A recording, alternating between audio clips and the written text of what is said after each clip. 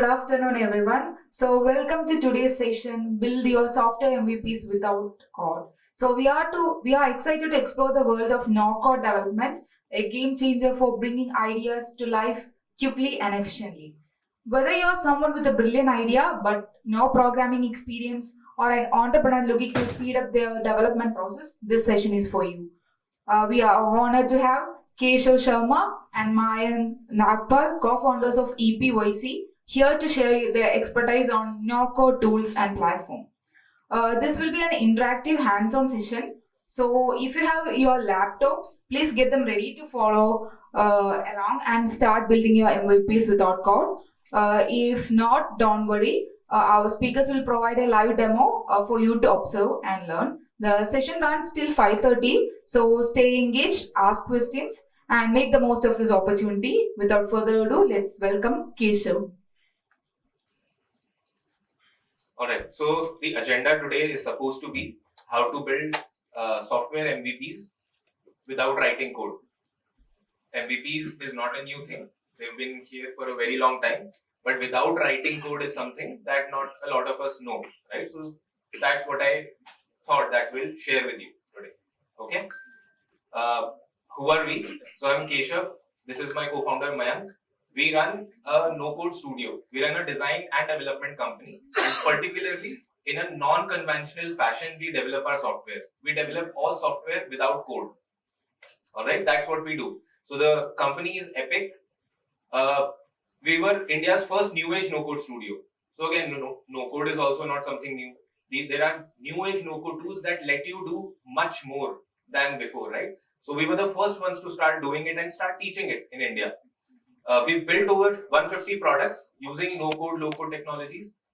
These are not small startups that we work with. We started small, but today we cater huge companies like Polygon, Axel Partners, 314 Capital. Many of you probably would be fundraising right now, right? Most of our customers are venture capital firms. These big companies, Swiggy, that recently went IPO, is funded by Axel, who is our customer. So you can imagine that these big companies are utilizing no-code to build their software, right? And we enable them to do the same. Polygon also, how many of you have lost money in crypto? Anyone? Right? So Polygon is a big player in Web3. This is our team. So we do all of this with a small team. We want to stay that way. We want to work on bigger projects with a lean team so that we can move fast. All right. What will we learn today is, first, I want to take some time to talk about the MVP mindset. Okay, I know we've all watched a YouTube video by Y Combinator on what are MVPs. I know we've all done that, but I want to go a little deeper into it because we think we understand MVPs, but when it comes to building something on our own, we make a huge mistake that I'll point out. Okay, I'll give you an introduction to no code. I'll show you the possibilities. So this workshop was supposed to be hands-on, but I see not a lot of you are carrying laptops. So today I'll treat this time as where I will show you possibilities, the endless possibilities that are out there that you as a non-technical person can utilize, right? So that would be my goal. I'll quickly build an app in front of you. My hope was that I would teach you, but I'll very quickly build an app. So while speaking in this session, we'll have an app ready when this session ends. Okay, so after we go from here, we will have our own application ready. And lastly, I also want to talk about AI because again, AI, if you write AI in front of you, it gets eyeballs popped, right? So that's what I also wanted to do, but no, I'll show you how you can utilize AI very simply without code. That's something that I have ready. I will show you, you all will be able to do it after this. Cool. So do you think you're excited for this? Yes. Yeah, cool. Okay. I have a question. I want this to be a little interactive. Tell me, what will be your first step if you wanted to launch a new startup today? Let's take 20 seconds. Everybody has to answer, sir. What would be your first step if you wanted to launch a startup today? A solution to a problem. Solution to a problem. Okay. Who else? What would be your first step? A clear idea. A clear idea. You'll have a clear idea. Okay. What else? Finding the competitor if there exists. Finding a competitor. There exists already. Okay, that exists. Competitive analysis. Website. You create a website. Okay, cool. Who else? What would be your first step? List down what are the things we want to achieve through the. You will list down what are the things that you want to achieve. Okay. Who else wants to try? Qualifying a customer pain point. Huh? Understanding a clear customer pain point that you want to solve. Yeah, understanding a clear pain point. All of these things valid. All of this is valid. The question is, how would we do something like this? Everybody knows we have to understand the customer's problem. Everybody knows they will only pay me if I solve some problem. We know this, but how to do it is the question, right? So many people, they get into this trap. What they do is they will think that before starting I have to be very sure what I'm solving.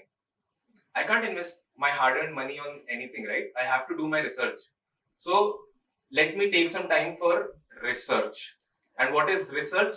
I'll create a Google Form survey. I'll send it out to whole of my network and my Twitter and my LinkedIn. I'll get responses and then I'll go through it, right? I'll wait for a week. Abhi people are filling the survey. I'll wait. I'll talk to 50 people at least, because I've heard talks from startup founders. They say talk to your customers, right? And these are going to be probable customers in the future. I want to talk to them first before I do anything. I'll try to understand their pain point. Then I'll also spend some time researching my competitors, right? I've written a month, probably you take lesser, but still, you'll do a lot before taking the first step into doing anything that is fruitful, right? You will do all of this. But in my opinion, this is wrong. Because in the age that we are living in, things are moving so fast that if we get stuck doing all of this, you'll miss the train. All right, somebody else who is much faster and more clunkier than you will come and take it away. So, what you should be doing with whatever hypotheses that you have is you should focus on building an MVP. What is a startup idea? It's a hypothesis, right? I think the market wants this. That's what an idea is. Every single idea. Swiggy thought someday that yaar koi to delivery ke paise dega. Us समय it was not our behavior to order so much food online. It was they hypothesized in their minds. So instead of doing all the research in the world, try to build the first MVP. Okay? And you move from there. Acha, theek hai. I've said MVP. Let's talk about MVPs. So, very quickly, what is an MVP to you? Sir, anyone? Huh? Minimum viable product. Who else? You can explain. What do you think when this word comes? Ship faster. Ship faster. Okay. Who else? MVP. A basic working model. A basic working model. Okay. What else? Prototype. Prototype. Who else? What else comes to your mind when you hear the word MVP, or if you want to define what is an MVP? It's just something that you should be in a position to actually place in front of the customer. Okay, something in that is Otherwise, in it is such just a prototype or a proof of concept. yeah. So something that is good enough that you can place it in front of a customer. Okay, very good. So according to me, a minimum viable product does this. A minimum viable product should be done this way. Anything that, like sir said, that is good enough to be sent to a customer, but no more than that. You launch quickly. What most people, the mistake that I was pointing out earlier was, even when we think that I know what an MVP is, what I do is I'll start to design it in Figma, I'll hire a designer, I'll develop it now, and then there are, feedback loops with my team. This is not right. We have to make it really great before it goes to the first customer. We have to make it perfect for them or they will go away, right? We get into this trap. Even when we know the definition of MVP, this is a trap that 90% of the people that will fall into, okay? So you have to launch something very quickly. Launch something very quickly. You have to test with real users. No matter how much research you do, if Swiggy had gone out and asked people on a survey form to 1 lakh people, will you pay for getting food delivered? It was not in their habit. Most people in India would say no. If they had done a research like that, before, right? Most people would have said no at that point in time. Today, I don't think there's a tier 2, tier 3 city that's missed from Swiggy's roadmap, right? So launch quickly, test with real users, and iterate on the feedback. Okay? So it doesn't end here. An MVP is not an end; it's a start. It's a means to a long journey. Okay? But there is a fear that all of us have whenever we develop product. By the way, how many of you here run a startup, have a product in whatever state? Raise your hand. Okay, many. Cool. So this is a fear. What if my early customers leave me because the product is imperfect? Is this a valid fear or not? When you were launching your first product, was this a valid fear or not? Yes. How many of you thought this? Early customers. Was there anybody who was not worried about this early on? No one. You were not worried of this. Okay, very good. Good to have somebody like you. So I want to show you something, okay? While we are talking about fear. So imagine that you're in Kutch or in some arid place like this, okay? You're stuck there. What do you need most right now? Looking at this picture, what does this person need the most right now? Water. Water. You said that. I did. Okay. Let's say somebody comes and he offers water. Do you think the person would say, no, I only take sparkling? How many of you think this might happen? No one, right? The person has a problem, a pain point, a very crucial pain point. There is another person who is offering the solution. It may be not the best solution that this person is probably expecting or wanting or whatever, but it's a solution. The pain is being solved here, right? He just needs water. He wouldn't even care if there's no glass. He'll just drink directly out of the matka. At that point in time, I don't need a glass. I don't need a bottle. I don't need anything. Just give me water, right? You just solve the pain point. So what do we learn from this? Is that you have to solve a burning problem. Only then can you make a business. If you don't get stuck into the valuation cycles, you have to solve a real problem to build a business. You have to solve for somebody's pain. That is what you have to figure out. Okay? Secondly, imperfect solutions are just fine. The person wanted a glass, sparkling water, whatever the hell. Does not matter. His pain right now is he needs water. No matter how imperfectly you deliver it, if it's a real pain, they will use it, they will take it. They will probably pay you. Okay? Or at least they will become an early user where they'll tell you, okay boss, I'm trusting you, just build some more features or whatever. Like I'm using it right now because it solves 90% of my problem. But I need this also. And that is real user feedback. That right now I'm solving 80% or 70% or 90% of this person's problem. But now they give me real feedback. How can I make it better for them? Right? That's where your iteration starts. But the first step of any MVP or anything that goes out in the market is that you solve a burning problem, a real pain point. If you're not so it's a very common term in startups. You have to be a painkiller, not a vitamin. Right? Be a painkiller. Cool. Any questions up until now? Pretty simple, pretty clear. Cool.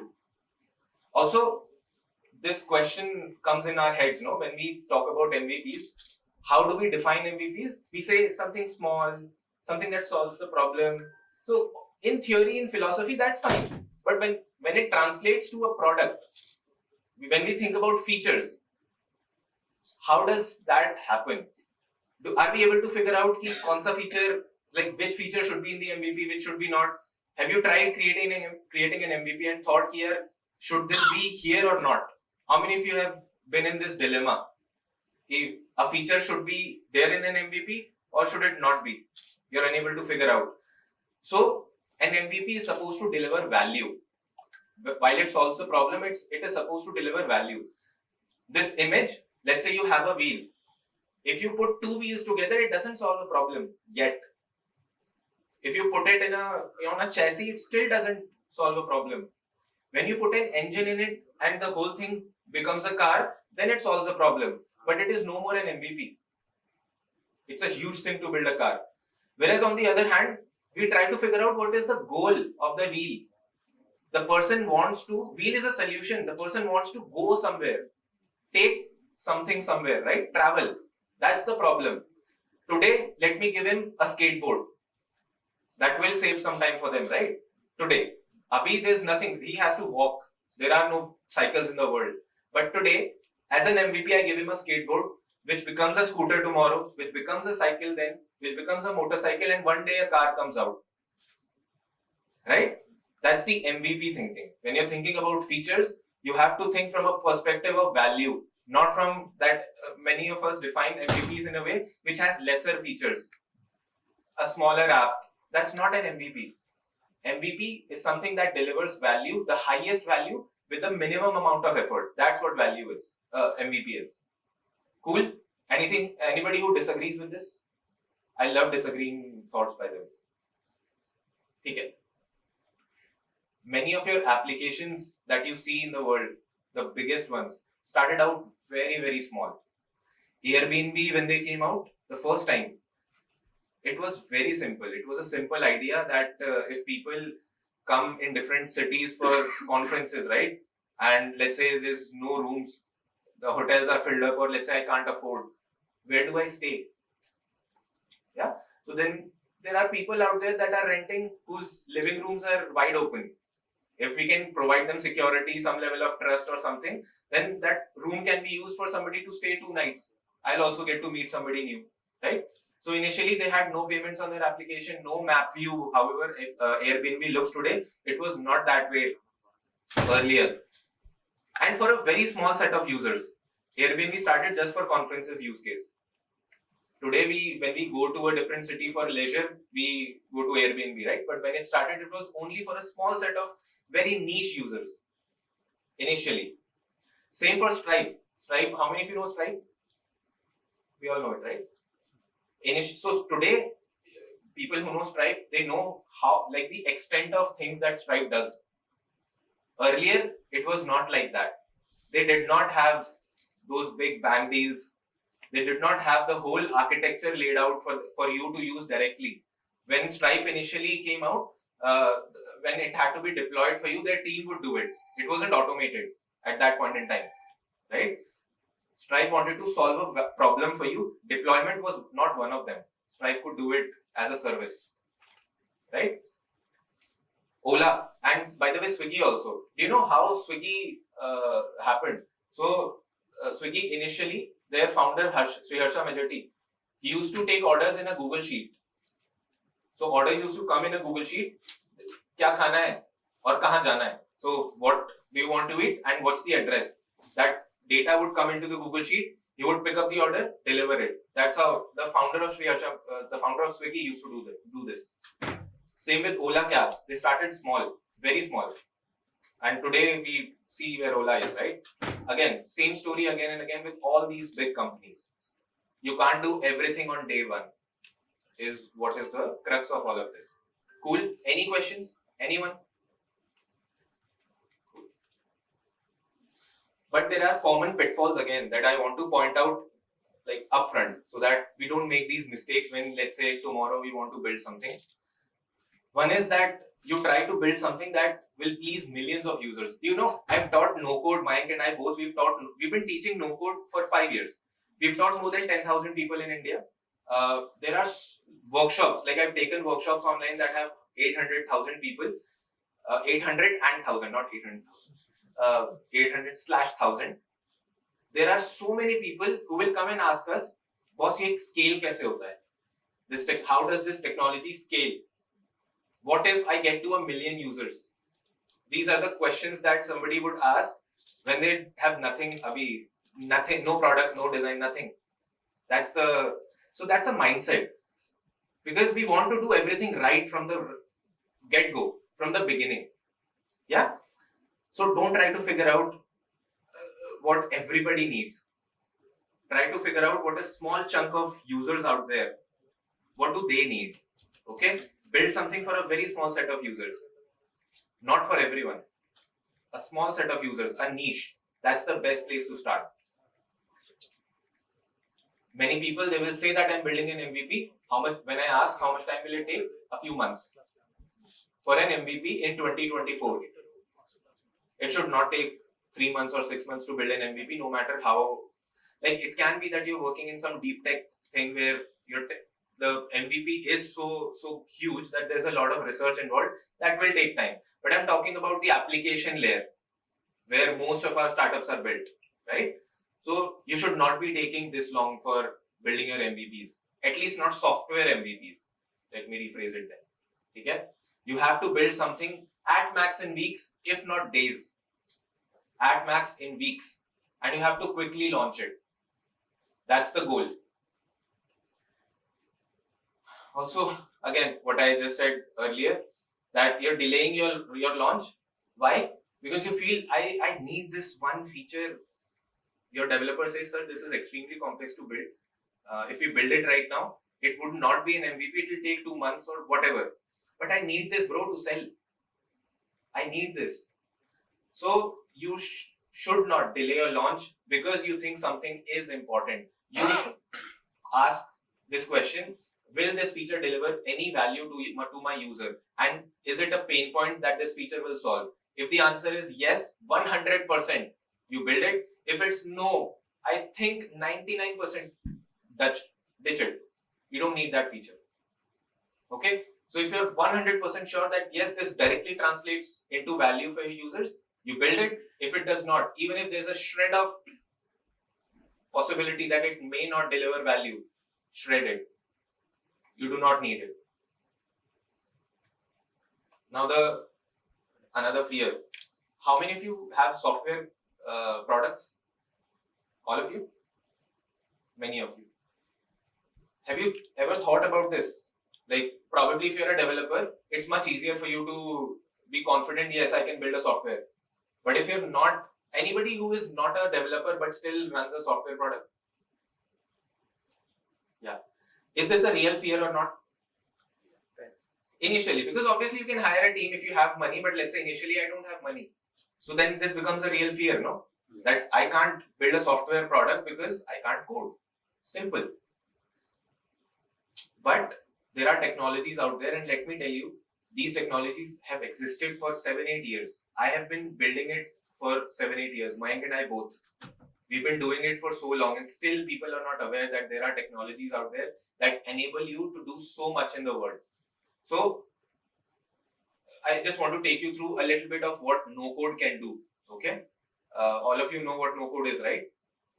It's literally what it is written there. No code, bro. No code. Okay, you can build.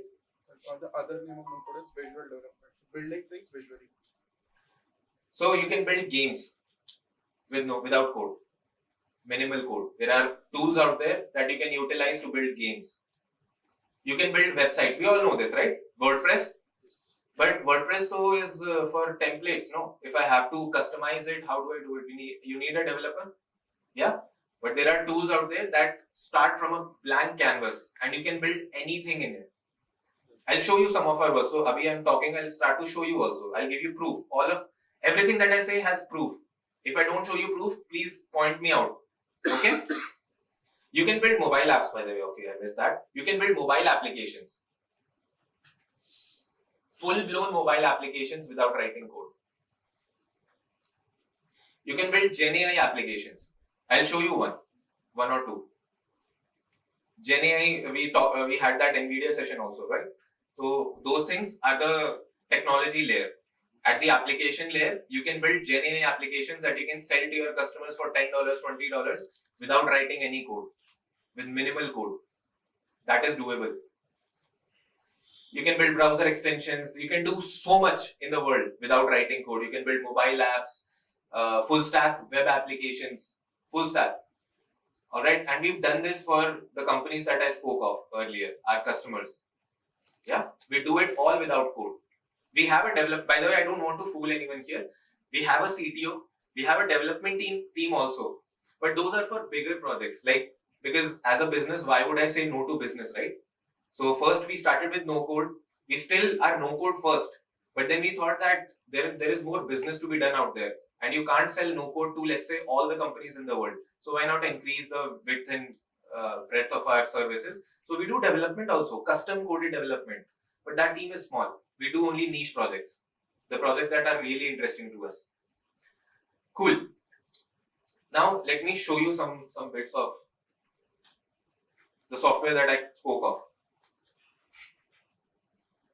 Okay. Do you know Upgrad? How many of you know Upgrad? Can you raise your hands? Yeah. So Upgrad in the past 3 to 5 years, they acquired 5 companies, and what they did was that they bunched up all those 5 companies under one brand which recently launched, called Upgrad Enterprise. Yeah. So their whole design, by the way, we are a design first company. So their whole design, their whole development, the launch, everything was taken care of by our team at Epic. Yeah. Just see the beautiful, right? I feel a little awkward calling my own work beautiful. But why do I say this? Because I show this in my sales calls also quite a bit. Like it launched 2 months ago, I show it in sales calls. People really like it. I've closed projects by showing this. Everything done without code. So Stoa recently, how many of you know Stoa School? Stoa School. One person? That's why it's shut down.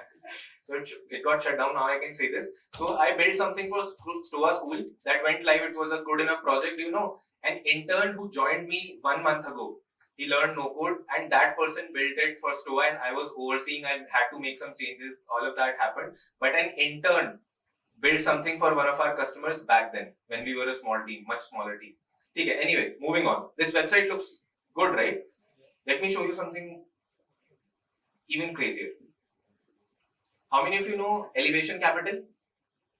It's a VC firm. If you're a startup, you should know VC firms.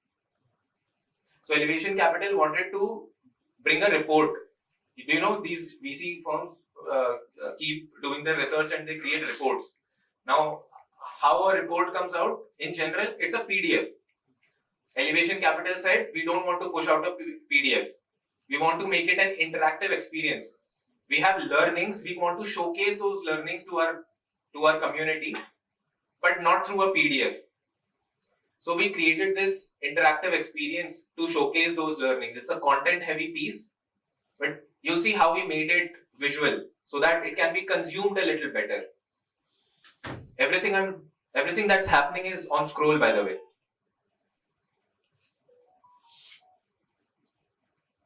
Everything on scroll. It's a real website. You can visit it yourself. Play with it later on. Done without code or minimal code. Like there are some places where we might need code. Let's say a no-code tool has a limitation. Might need code at that point. But 95% of everything that I'm showing is no code. Okay? Cool. Another one, C2Scale, again the company that funded Swiggy, it's an initiative from them. It's a huge knowledge repository. It has, by the way, if you're all startups, right? You should visit C2Scale and learn from here. It's a huge repository from the biggest founders in the country and abroad. There is so much content to be consumed for Seed2Scale, from Seed2Scale for startups. Again, built without code. Looks beautiful, right? Yep. I'll show you quickly. I'll move a little quick. Another one, Antler, again a VC firm. They had a very small time frame, a very simple brief. We also want to come up with a report. By the way, you should see this. This was last year, Theory of Next. This was India's 100 biggest founders sharing their ideas that what is the next big thing. Visit this website for sure. Keep a check on this. It's called Theory of Next. Alright, so 100 founders last year shared what they think is the next big thing. Read through it, see if your startups fall somewhere in that list. So it's not just you who believe in you, probably Swiggy founders also believe in you. So again, everything done without code, the design, the development. Cool, let's move on. So these were websites, these were marketing websites, but I was talking about products. Products are not just websites, these are real applications that people can work with, play with, right? So I'll show you some other apps also, but this is one really good. So somebody created a clone of Twitter and called it not real Twitter. Okay, and this is done on no code. This is done without code, and it works exactly like you want, like how real Twitter works. So I'll just click on this one-click fake user sign up so that I can directly go in without signing up. Give it a moment. My internet is also slow, by the way. I don't have Wi-Fi. So it shows me your fake profile is what, Jakobuston something. It is exactly like real Twitter. I can tweet something right now. Tweet. It will go out. I can see my notifications. Andrew has followed me apparently. There's a message also, and I can read the message. Just give me one moment. Again, slow internet, folks. I can message just like Twitter. I can go to my own profile, see my latest tweet. If I do any reply someplace else, those replies will show up. Everything I can do. I can delete my account, I can log out. Again, if this is doable, much more is also doable, right? But my goal today is to showcase possibilities. This is a possibility. Somebody did this without writing code. Yeah? And that too 6 years back. It's not built in 2024. It was built in 2018. Yep, 6 years ago. In the 6 years, a lot has changed. Now you can even build like 10x of these things very easily. There is this clone flicks, Netflix ka clone. Yeah, again, this is just to showcase possibilities. This guy is not trying to build a business like Netflix. It's just to showcase the possibility. I'll go in one of the profiles. Again, my internet is a little bad. I think ये फटा हुआ है. Yeah. It's my system only. Like the product is broken, but just give it a moment. So again, it's a simplified version, but this is doable. Okay. There is this community like Huddle. It's a great event. There is another one of the biggest communities in India for SaaS startups called SaaS Boomi. How many of you know about SaaS Boomi? Okay, a few people. So SaaS Boomi wanted us to create a small application to manage their an event, basically a caravan that was happening in the US, right? And we built this very quickly without code for them. Okay, I'll quickly put in some of my details here. So I'll go to my LinkedIn and bear with me, folks. I'm just filling in some details. So I'll put in my LinkedIn, my designation, company name, company website. I'll skip the bio for now and I'll upload a picture of myself. Do I have a picture? Yes, let me include this. And an area of expertise. So I think I can do, actually I've forgotten what is my area of expertise actually. I'll put in engineering, okay? Nobody tell them that I don't write code. Let's do product also. Okay, I can just choose one. Let me choose product then, okay? I'll hit next. It shows me what are the things that I can explore. I can see all attendees. You might have downloaded the Huddle application, right? It looks a little similar to this, like from a feature standpoint. I can see all attendees, industry experts. I can see the ecosystem partners, all of it, right? I can see all the attendees, by the way. Photos are not loading because of my internet, but the whole list that like we have on our Huddle application. I can see the industry experts that are listed on the platform that I can reach out to for help for my startup. There are VCs out there that I can speak to. Yeah. How much time do you think this would have taken to build something like this? Anybody wants to take a guess?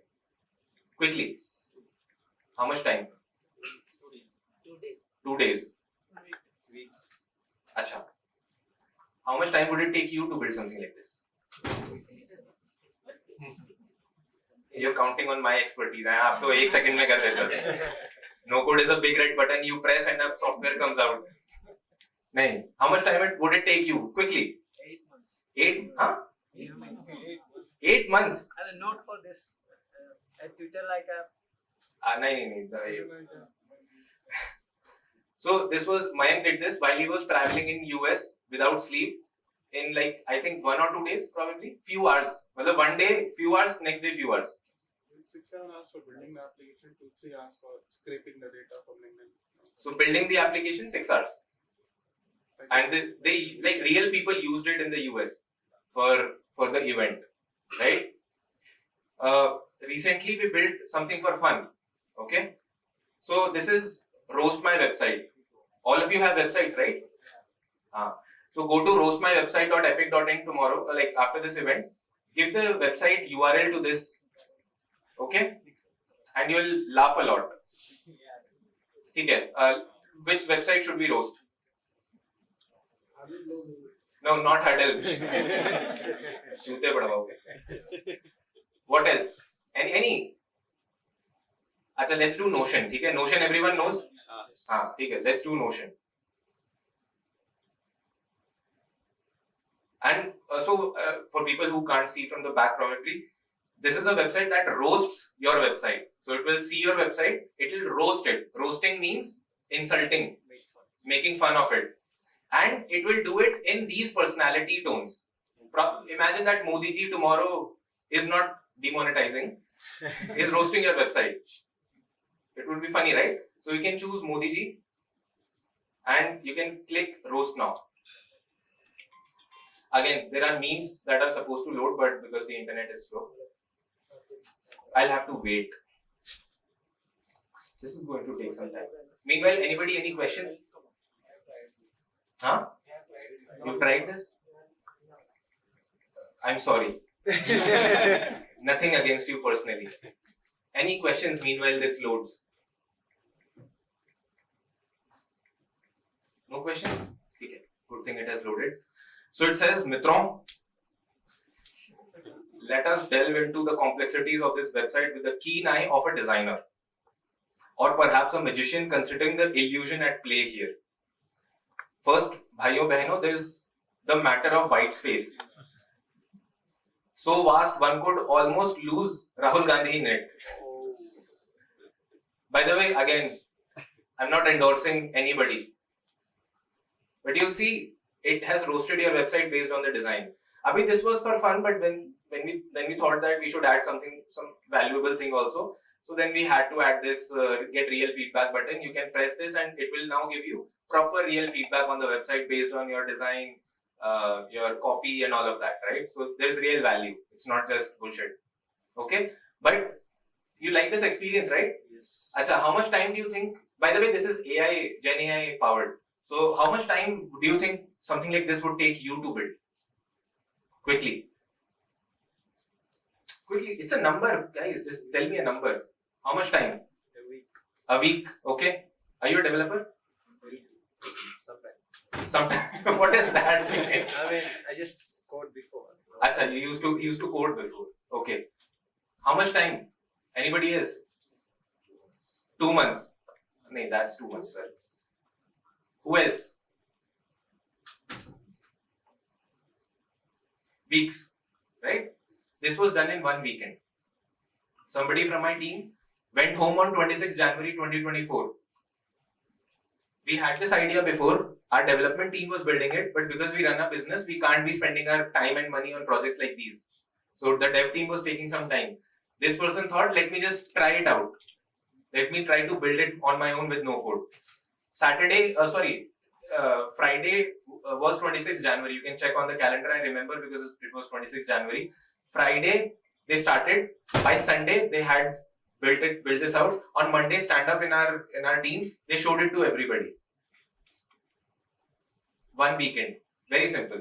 Design, development, everything. Front end, back end, whatever the hell is there in the software. Everything. That's cool, right? Yeah? Yes. Awesome. Again, while I'm showcasing real use cases, Abhi, this was for fun. We can't learn anything from it. There's another use case that my team recently solved. So we run a design company, right? We're a design operation. So do you know how design happens? We get a brief from the customer. We then strategize with them. We create a strategy document. Then when it's time to build the website, let's say it's a website project, we'll do UX design first. And we'll first figure out the sitemap, we'll first figure out the content architecture, which page should have what content, all of that has to be done, right? Now, what used to happen was that our team of UI designers were dependent on us to give them this information. But we thought, yeah, in the age of AI, why can't this be done through AI? And why is our team not doing it? So the team is not doing it because they don't like writing those long prompts on OpenAI, ChatGPT. It's just too much work for them. That's how humans are. They don't want to take the effort. Where AI is doing your job, they don't even want to give it prompt. Okay, that's the problem. So then we thought, okay, let's solve this in a very simple manner. We'll give them a form. This form they can fill, like the project name, what are the value propositions of the business, what is the purpose of the website. Like there are 5-7 questions. I'll fill dummy data. It's a customer of ours, Anandi School in Gurgaon. Anandi is a school that teaches practical applications, blah blah blah. Everything about the business we've told it. Okay, the tone of voice has to be professional. You have the main CTA is supposed to be book a call. All the information is fed to this form, a very simple form that takes 1 minute to fill by the designer. I'll generate. Let's see how much time this takes. Although this won't take a lot of time. Meanwhile, any questions? Anybody else? While this loads, it's a little awkward for me to wait for AI to work. No questions? Yeah. Is there any security issues regarding this? What kind of security issue? Usually we have whatever any security for developing of a website or something like that. We use some security patches or something. If there was a security issue, then Polygon. So the website that we built for Polygon, which is the Web3 player, they see 500K users every single month on that website. It's the biggest player in Ethereum. They wouldn't build it on no code. There's no. So there can be issues. See, it's technology, right? It's not like it's the perfect solution to everything. There can be problems. There can be a problem in the way you develop something on no code. It can be solved. Okay, so there can be problems, but there are solutions available. We have to take it problem by problem. But in general, no. Security issues as such, there are not. So it has generated the sitemap of this school that I gave it. First of all, sitemap you all understand, no? What's a sitemap? How many, like what all pages are going to be there on the website? So home, about, our story, philosophy, programs, early years, primary education, secondary education, admission, industrial visit. So her idea was that in school also, I will take students to an industry or some industrial visit I'll do every 2 weeks. That was her solution. 9+1 method. 9 days the students will be in class. 1 day they would do practically, they would learn practically. So all of that is here on the sitemap. If I switch to information architecture now, it shows me what all content has to come on each page of the sitemap. The home page has to have hero section, our unique approach, testimonials, about page, our story page, all of it is there for the designer to use now. Now they have the information architecture, now they can start building the page. How much time do you think it would have taken for us to build this, us? How much time? 1 day? 2? So much confidence in me. How much time? Yeah, don't be like this, yeah. It's a number, you have to speak a number. You must be thinking something, no? 1 week, okay? 3 hours, okay? So much confidence. So much confidence, please. That is fatal. So yes, it took 2 hours. Problem came 4 o'clock, 6 o'clock, it was done because it's so simple. It's a form. Then it goes to the back end and something happens magically and then this comes out. It is so simple. It takes 2 hours. Somebody who is new probably it will take 1 day, 2 days, or something like this. It won't take weeks, right? You want to see the backend? By the way, I'll show you the tool. Don't be intimidated by this. That roast that was generated, no, it is done through a no-code tool. This might seem a little intimidating right now, but it is just workflows. This is the backend that powers Roast My Website. It might seem like code, it might seem like complexity right now, but let's say if I were teaching you and we had 1 week to learn this, it would become so much simpler. It is just workflows. This is visual development. I can see my workflows, I can see how they work. There are features out there that I can utilize in these workflows. This is backend, by the way. This is supposed to be more complex. In no code also, this is supposed to be more complex. Front end is even simpler. Alright, this is what powers Roast My Website. This is how we are able to build software so quickly for our customers. Scalable software, again. These are not small applications here and there. People use those applications that we build for them. Cool. So you like this? Only 2 people have a laptop. This was supposed to be a hands-on session. So I want to show you an application that I wanted to teach today, hands-on, but given that not a lot of people are doing, what I'll do is I'll try to showcase some features of that application, how that application takes shape. Okay, I won't build the whole thing because it will get too boring. And anyway, you won't be able to see the screen from far. So I'll quickly build some features of the application and we'll push it live. You'll be able to use it in your phones, by the way. Should we do that? Yes. That would be useful, right? So do you promise that until that happens, you'll not leave from the back? Yeah? Sure. Okay, good. Thanks. Okay.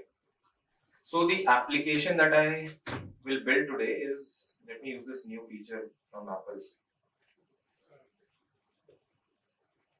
You can see my screen, right? Yeah. Okay. Okay. Cool. Can I make it bigger? How do I make it bigger? अच्छा, चलो ठीक है.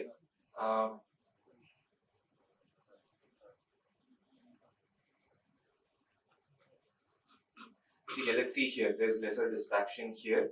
So you can see my phone. This is my real phone, like my iPhone right now. I will go to the application. So I created a huddle-like application. So I had to teach something here, right? And I thought everybody would be anyway using the huddle application. Let's teach everybody how to build that application by yourself, right? So I'll open this up.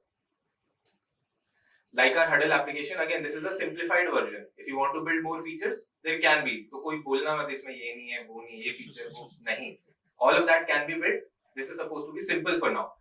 So it has my events, 4-5 events that I wanted to host in my event. My speakers. Yeah. I can go inside any of these events. Let's say I go here. I can see more details about the event, who is the speaker.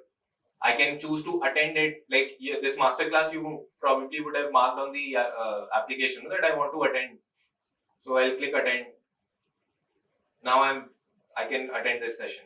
Okay, my name is there. If somebody checks when I go there, they will have my name in the database. I'll be given an entry. Done. I can go back. I can go into one of my speakers, let's say speaker profiles. I can add more data. Abhi, I've just given a photo, name and designation. You can add more data to it. However much data you want. What kind of car does this person drive? What ice cream do they like? Any data point that you want to showcase, it can be done.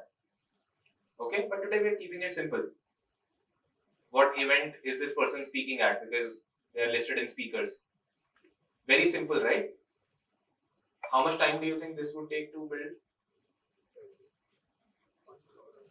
We will do it in what, 15 minutes. Not the whole thing, but I'll just show you. So one thing. Now I forgot to tell you this, that no code again does not mean that there is some higher power that we pray to and software is given to us, right? That does not happen. What happens is that earlier when you had to create software, you had to write code that the computer understands. But what we did was that we created another layer on top of code. कि अभी boss आपको syntax नहीं लिखना. Syntax is the code that you write. You don't have to do that. You just tell me values, width, height, color. You just tell me visually you can see on the, we've used Paint, right? We've used Photoshop. Like Photoshop, an interface where we give values and software gets created. That's no code. So we will use some tools to build software. Okay, so the tool that we'll use today, it's a very powerful but very simple tool. Like it is so simple, sometimes I am surprised that how is this tool so simple and how are there so many big companies utilizing this tool. So the tool is called Glide Apps. Is there anyone who has heard about this? Let me show you. So this is Glide Apps. By the way, if you have a question, please interrupt me, folks. This is only for mobile application or web app also? So this is web and mobile both, but this is PWA. I'll talk about it in a moment, towards the end. So this is not, But this is web and mobile both. so no native codes. Native. So see, again, there are different tools for different problems. Okay, so it used to do native, but then it stopped. For native applications, there are other no-code tools. So we are building one. Has anybody here heard about ADP list? Yeah, you've heard about it, right? We have a customer that we are building somewhat a product like an ADP list, and the whole product is going to be a web app, mobile app. There's going to be a backend and everything. Everything will be done without code. ADP list is a platform where you go to get mentorship from other people. It's a huge platform. They've raised a lot of money. That is then using the Glide app? Which one? That is using Glide app? ADP list is not. That's coded. We are using no-code tools to build it. We're not using Glide app for that. But there are other no-code tools that are a little more complex than Glide app. But yeah, that's what we're using. We'll talk about like all these tools at the end. Glide app is like the entry into the no-code world. It's the easiest tool. If you start adding complexity, Yeah. you can have as complex tools as you want, from enterprise trading, taking care of compliance, Okay, data right. protection. We have everything is sorted out. Is that the more complexity you want, the more complex your tool gets. It's the entry point. If you understand this tool, you'll get a gist of no-code and no-code world. But if you want to build complex things, then there are complex tools that will recover. Cool. So Glide Apps is a no-code tool that helps you build applications, okay? Very simply. You can go through the landing page later on. What I'm doing is I'll go to Open Glide, which logs me into the dashboard. You can also do it on your own. It's free to use, by the way. For like initially, you build your application, test it out, take feedback. When you want to have more users on the application, then you pay. You can go to pricing and figure all of that out. But this is how it is once you log in. Okay. So I'll click on create new app. I can either start from a template or I can give a prompt and Glide app will generate the application for me. But again, I want to show you the real power, right? So I'll do blank. I'll show you the steps to create an application in Glide apps. Okay. So I'll click on blank. I'll create the application. Just wait for a moment.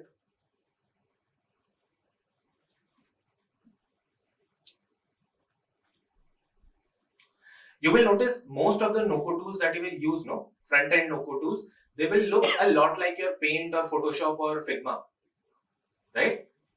Because what did Mayank use? Visual development. We are developing software here, but visually, I can see the software that I'm developing. Developers can't see it. Developers have to write code on a black screen and then go to some other screen to see what's the change. They have to build it and then it shows up. Not with us.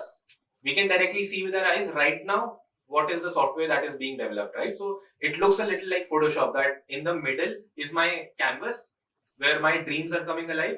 On left and right and top are the options that I will use to build it. That's how it is. Okay? Okay. So any application that you will build right now in the future, any application has a database, right? We all know what a database is. Anyone who does not know what a database is? Database is a database. So basically a thing which stores data. That's it. Okay? Cool. So I'll go to data from the top. Okay, this is my database. It looks exactly like a Google sheet, right? It's a table. It's a table, a spreadsheet. So let's say I name this table events, because in my Huddle Global, I'm hosting a lot of events, right? So I'll store data about my events here. Cool. What all data should I store about the event? So first is name. Let me click here and edit it. I'll call this event title. And it is supposed to be a text. Cool. Save. What else? You tell me, what type of data do you want to store about the event? Time. Huh? Time. Time. Okay. I'll also leave this here, description, because we want some description about the event. Cool.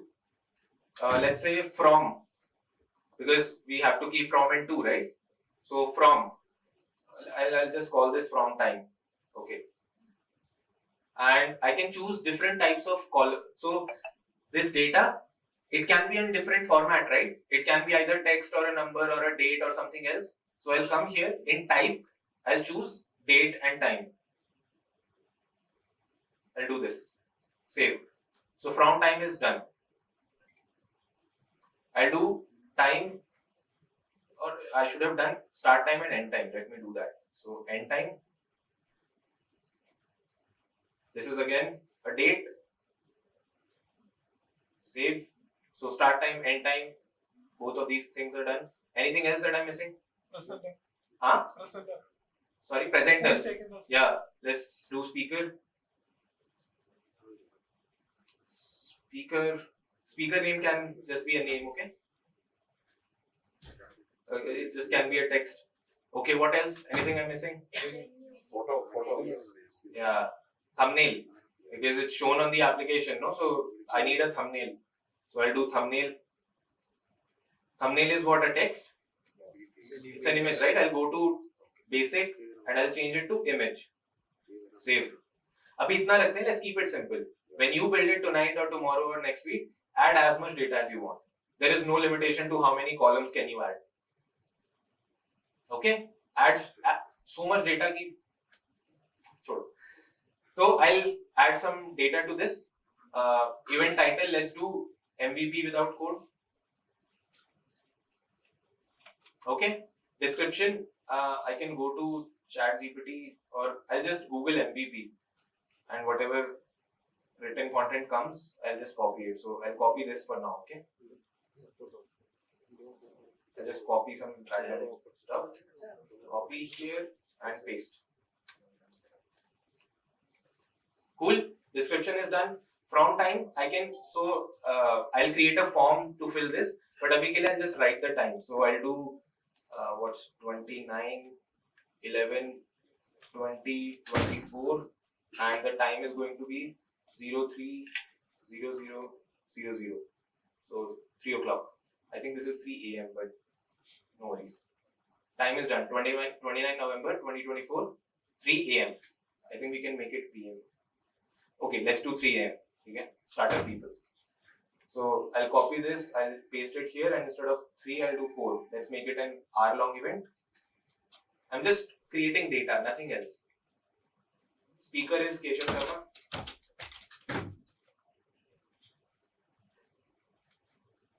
And a thumbnail. So I'll double click on thumbnail. I can upload an image from my computer. I can give it a URL, or there is a stock image. So it's connected to pixels. You can search something. So let's say I search software. Let's see what it gives. Yeah, I'll use this image. Let me make it a little bigger. This is better, right? Yeah. Okay. Again, this way you can create as many rows as you want, as much data as you want to store here. Extremely simple to do. Okay. Let me do one thing. I can also import.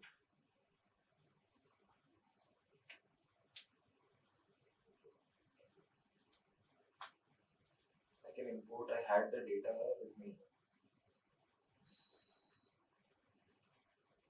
Just a moment. So I have the data for events created. I'll just import all of that data.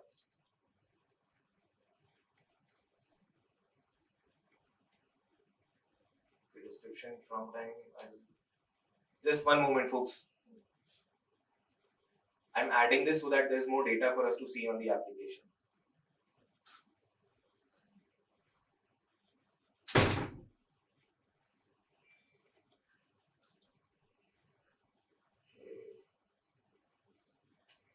Just a moment.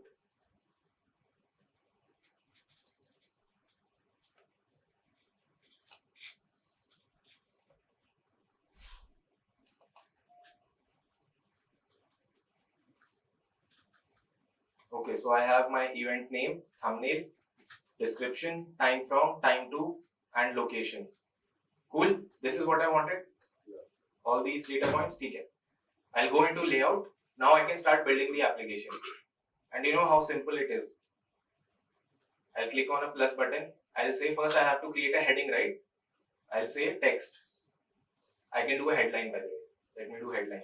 A headline is created for me. Let's call this events. Done. What do I need now? I want to show my events, right? It is supposed to be a list. I'll again click on plus button.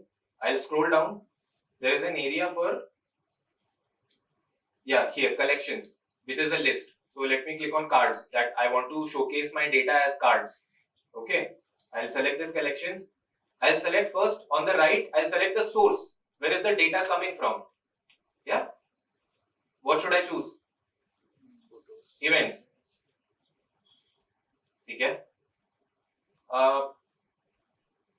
Now I can change the data that is being shown here. So the title right now is being shown as the description. I'll remove it. I'll show the name, event name as the title. So now the name comes as the title. Description here is being shown as again the name is being repeated. I want to see the time. When is the event? So I'll click here, choose time from. Now it is saying learn no code is at 28/11/2024, 1:15 AM. It's showing me the time and it's doing for all the events that I have in my database. Yeah, I've added more things in the database. It's just showing me all that data here. The image is again connected correctly to the thumbnail. So in the front end here, I'm creating a layout and connecting it piece by piece to my backend, to my database. That's what I'm doing. I did not do any coding here, did not do any complex stuff. Glide has given me a layout that I can understand to build this very simply and done. If let's say our application was this simple that I just want to show my events, our app would have been built out. I did not have to do anything else. A few other things that I can do is that I can remove this search button because there are only 4 events. I don't need search, so I'll remove search bar. There is a plus button here. That means that my users will be able to add events. Do I want that? No, right? I don't want this extra feature that somebody created in my MVP. But can you click on the plus? Because we didn't tell anything to. It will automatically, if I click on a plus, it will automatically create a form for you and it will connect you to, like, all the fields will be connected to the database. I can create a event by the way from here. I'm not going to do that. I'll remove this. How simple is it to remove a feature from your MVP? Clicking a button. Done. Your MVP is a real MVP now. I also don't want my users to be able to edit the event. कुछ भी change कर देंगे. I don't want that. I'll remove that also. They won't be able to edit it. So a simple application is taking shape. I'm showing all my events. I can do the same thing for my speakers also, right? I'll go back to my database. Abhi we created a database for my events. Abhi let's do for my speakers. And instead, this time I will not create a blank table and add data. I'll just import directly. Because I have the file ready with me. So it can be a CSV file. You can connect it with a Google Sheet. If let's say you have data in a Google Sheet, you can connect it to your Glide app and create a Glide app with it. Very simple. So I'll select my sheet of speakers, continue. Just wait for a moment. Done. Speakers is done. Data is not showing for some reason. Let me reload.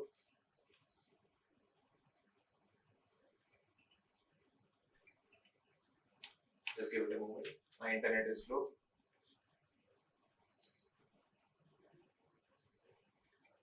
Okay, so speaker data शायद आया ही नहीं है. ठीक है, let's quickly create a speaker. Keshav Sharma. Designation is founder, co-founder, Epic. Image. So I'll change, first of all, it made the image as a URL. I need it as an image, so I'll do that. Now I can go to my LinkedIn. I'll copy this image address. I'll come back, paste the URL and save. It will bring that image from the URL. Okay, the image is here from my LinkedIn. Acha, aa gaya data. Okay, so the data was there. Sorry, folks. Okay, so the data is here. All my speakers are Keshav, Mayank, Saurabh, Weber. So Saurabh had a session today. Yeah, I'll go back to my layout again. I want to showcase my speakers now, right? So first I need a heading. How difficult is it?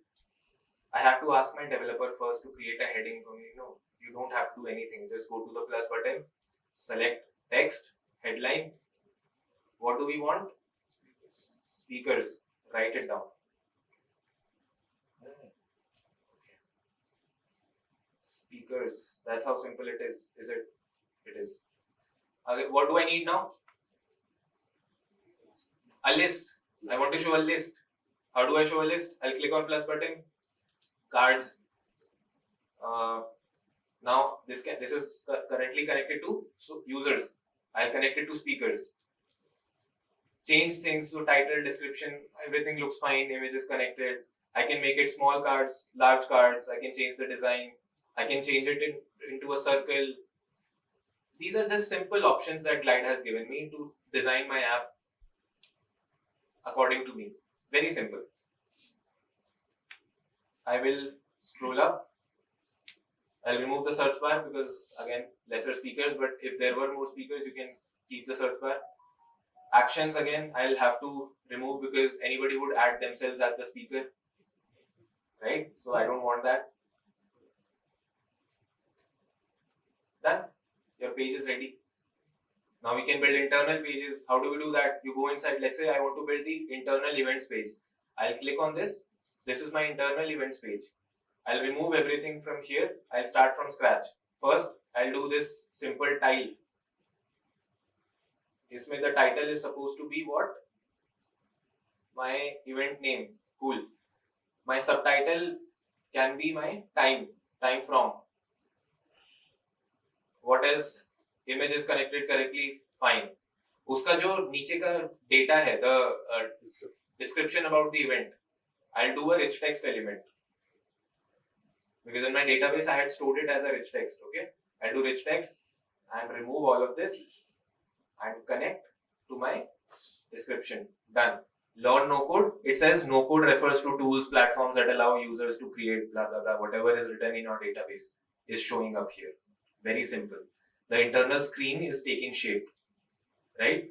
I'm not showing you how to create that feature where you click and attend the event and all of that, because again that's more complexity. I would not want to take you through that.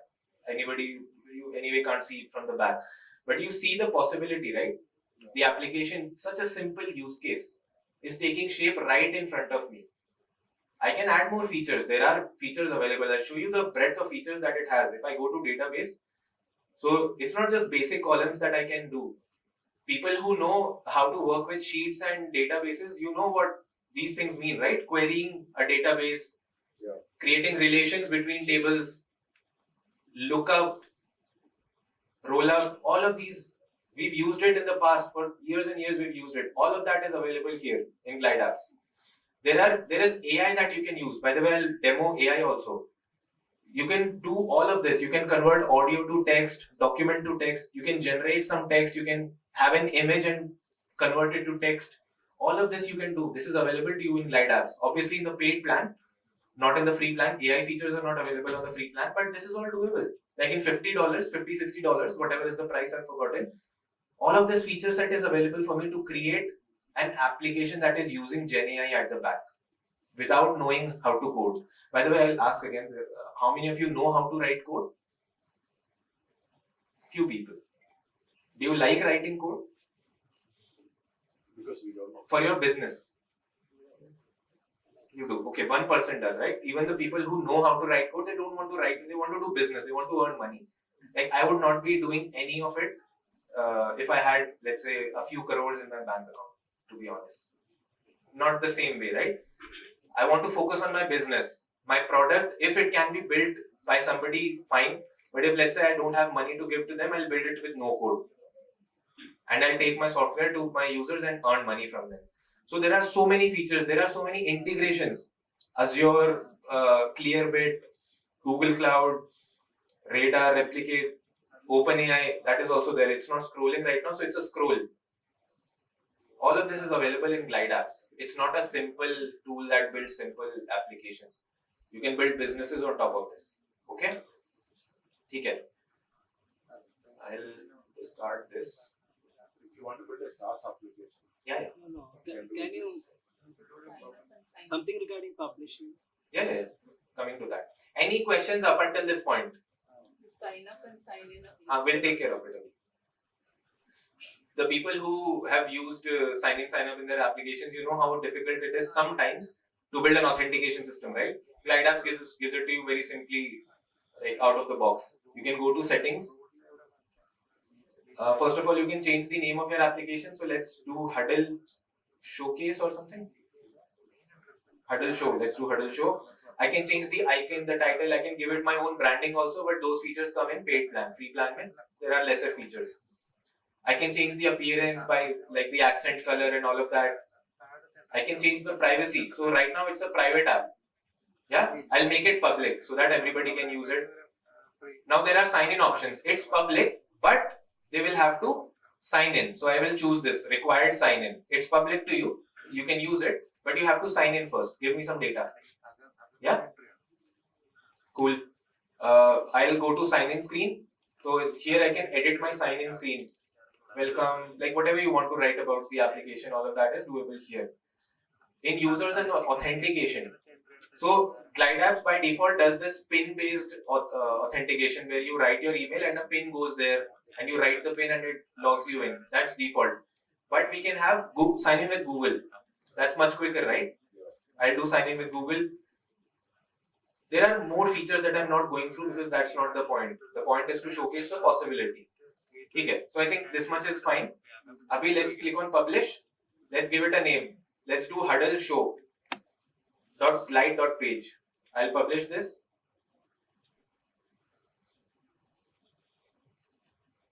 Array, oh, just one moment. I have to unpublish one of my other projects. I'll unpublish this. Just one moment.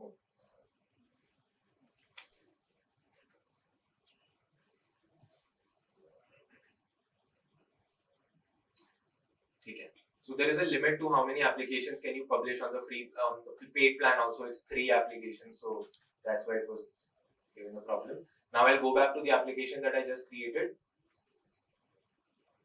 I'll publish Huddle Show .glide.page. Publish. By the way, right now it's .glide.page. You can connect it to your own custom domain also on the paid plan. Like KeshavSharma.com can go to this application. Swiggy.com could have gone to Swiggy.com in whenever they launched on Glide Apps. So that's doable. What? maybe it's impacting one page. Could be. It's the internet.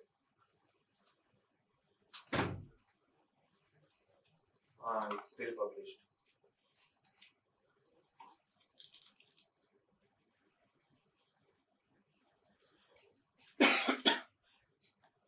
Okay, I know I made a mistake. So I unpublished, then just to check, I clicked on publish, and it published the application. That's what happened.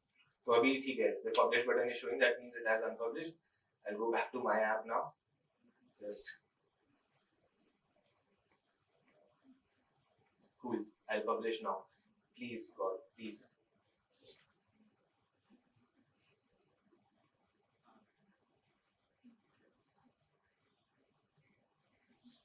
Done. The app is published. Okay. You can share the QR code if you want. You can invite users through by writing emails here. All of that is doable. I'll just copy the app link, which is huddleshow.glide.page, and I will again open my iPhone. Okay. I'll click on connect.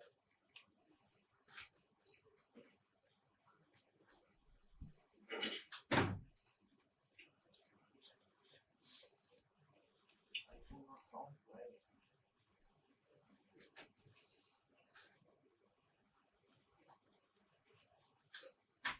Just a moment. By the way, meanwhile this connects, I'll show you this. This can be opened on a mobile phone, but this also works on the web. If I paste it here, the web version is ready for you. Just a moment.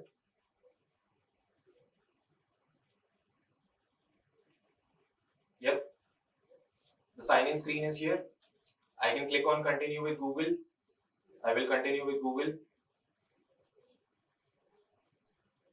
It brings me back, logs me in. My data starts showing up. Yeah. However, I've built it. I can go in. So events, speakers. It does not look good right now, right? There are options in Glide to make it look better. Abhi, the goal was not to create a perfect product. We could have built many more features. Yeah. What about this APIs if we want to fetch from? Doable. Yeah.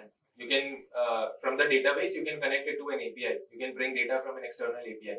Can we publish this into Play Store app or App Store? Glide apps you can't.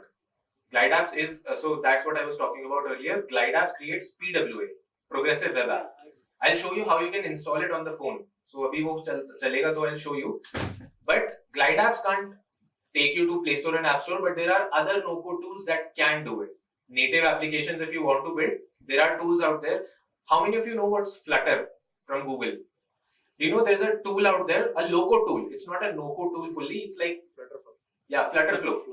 So you can create Flutter applications without writing too much code. Like Flutterflow is not fully no-code.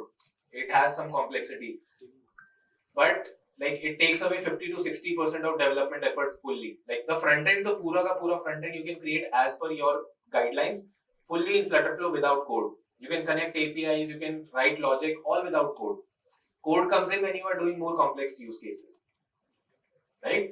So Flutterflow is there. There's Adalo. So we used to teach that. I used to teach my students how to build a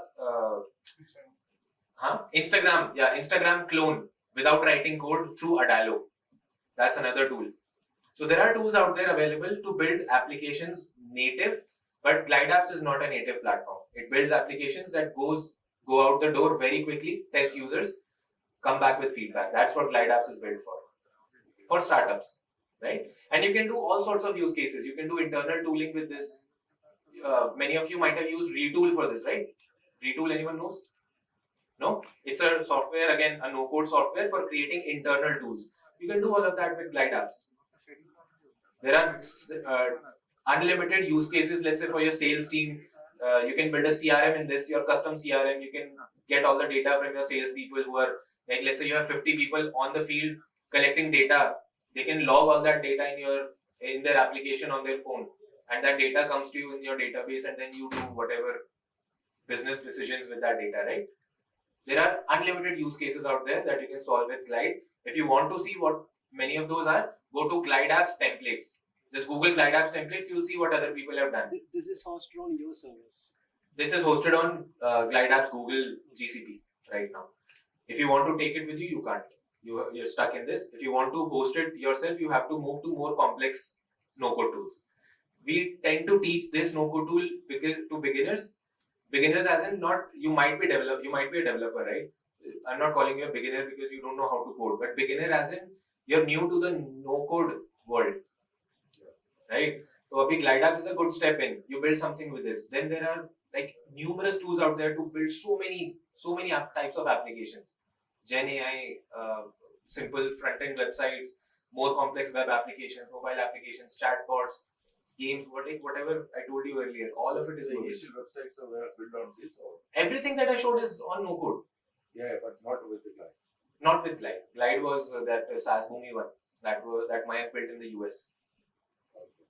Right? Cool. Abhi, let me try. If it opens, I'll show you. If it does not, can't do anything about it.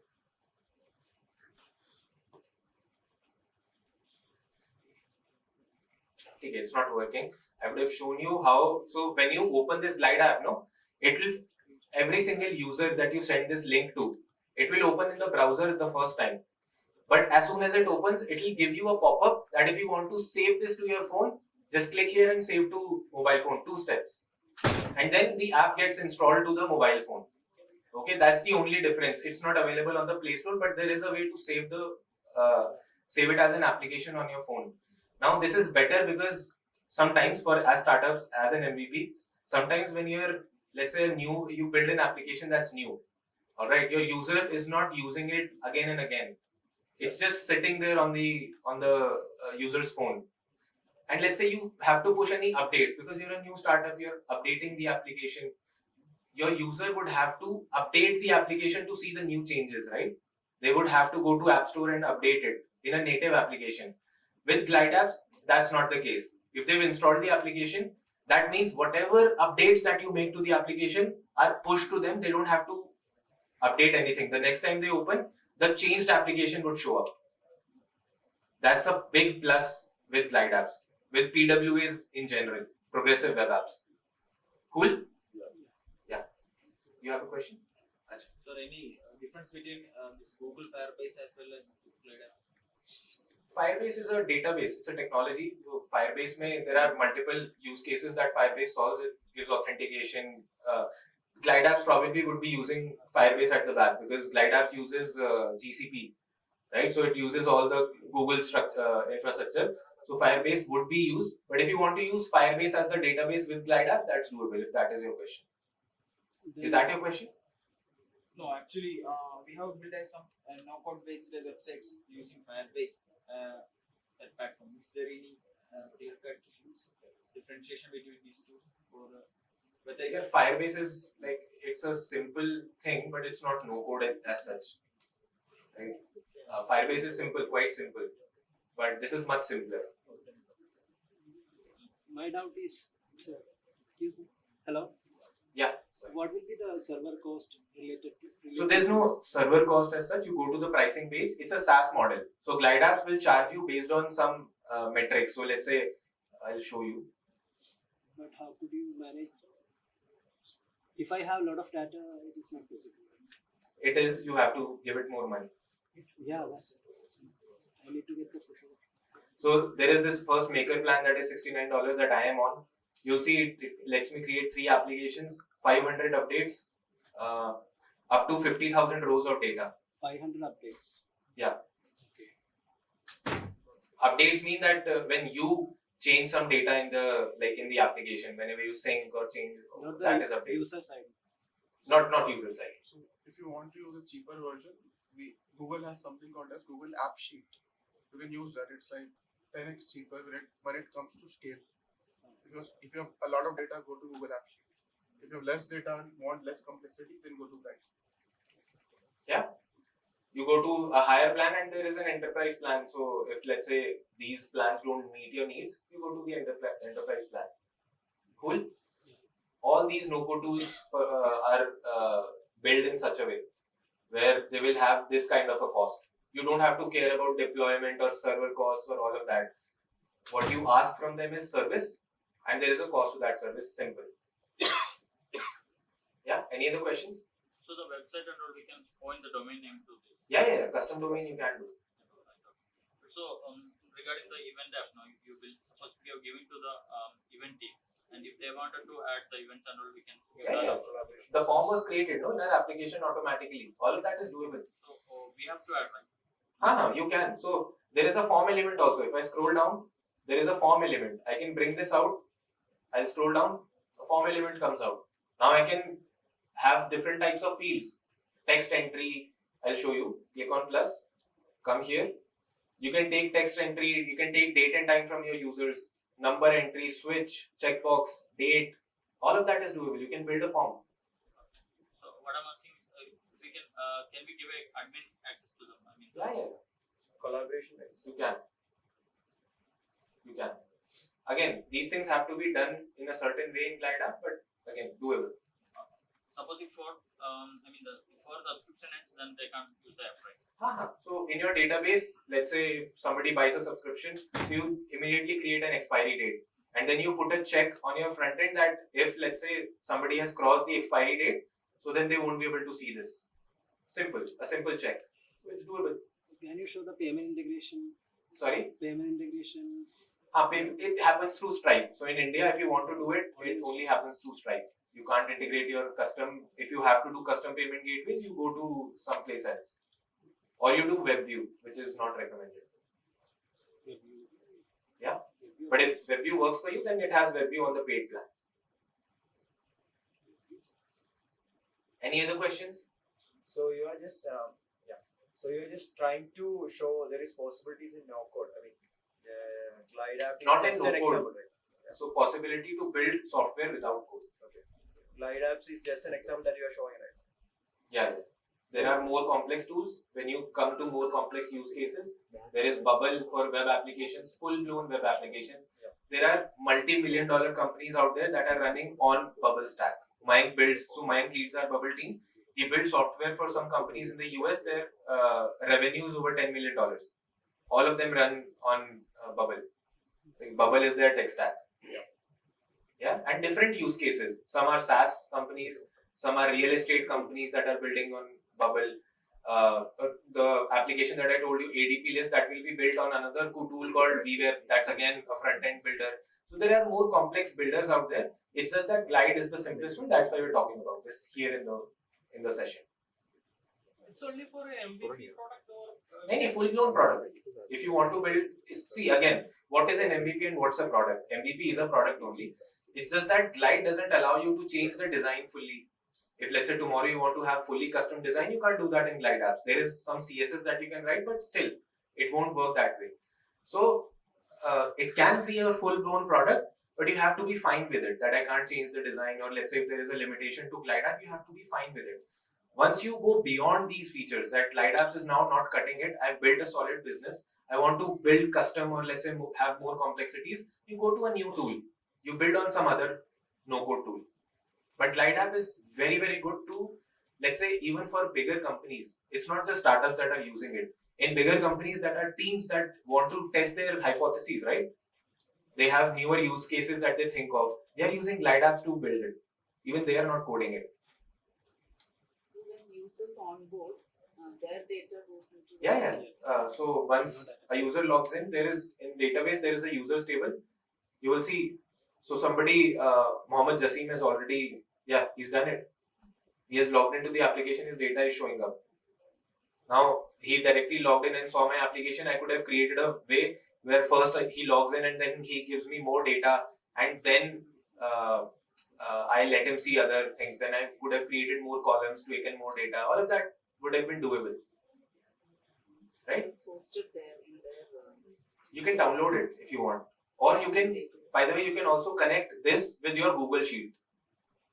So you, instead of using Glide tables, I'm using this because this is faster.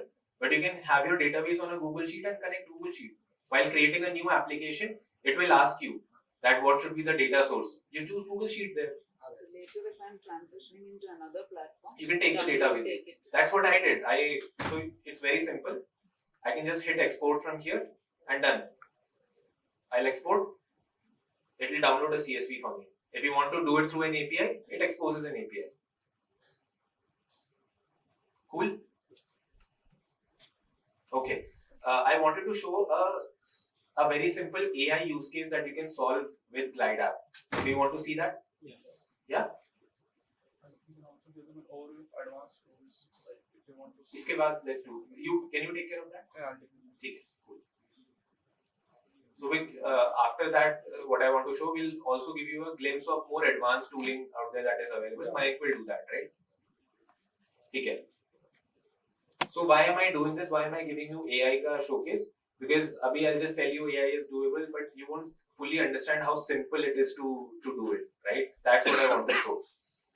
So let me do it in this only. So let's do one thing. Let me create a database first. Let's say in this application, let's say I'm Huddle. I also want to hire for Huddle, right? Huddle might be hiring people also. So I'll create a table to store all the data for the people who apply at Huddle. Okay, I'll just call this applications.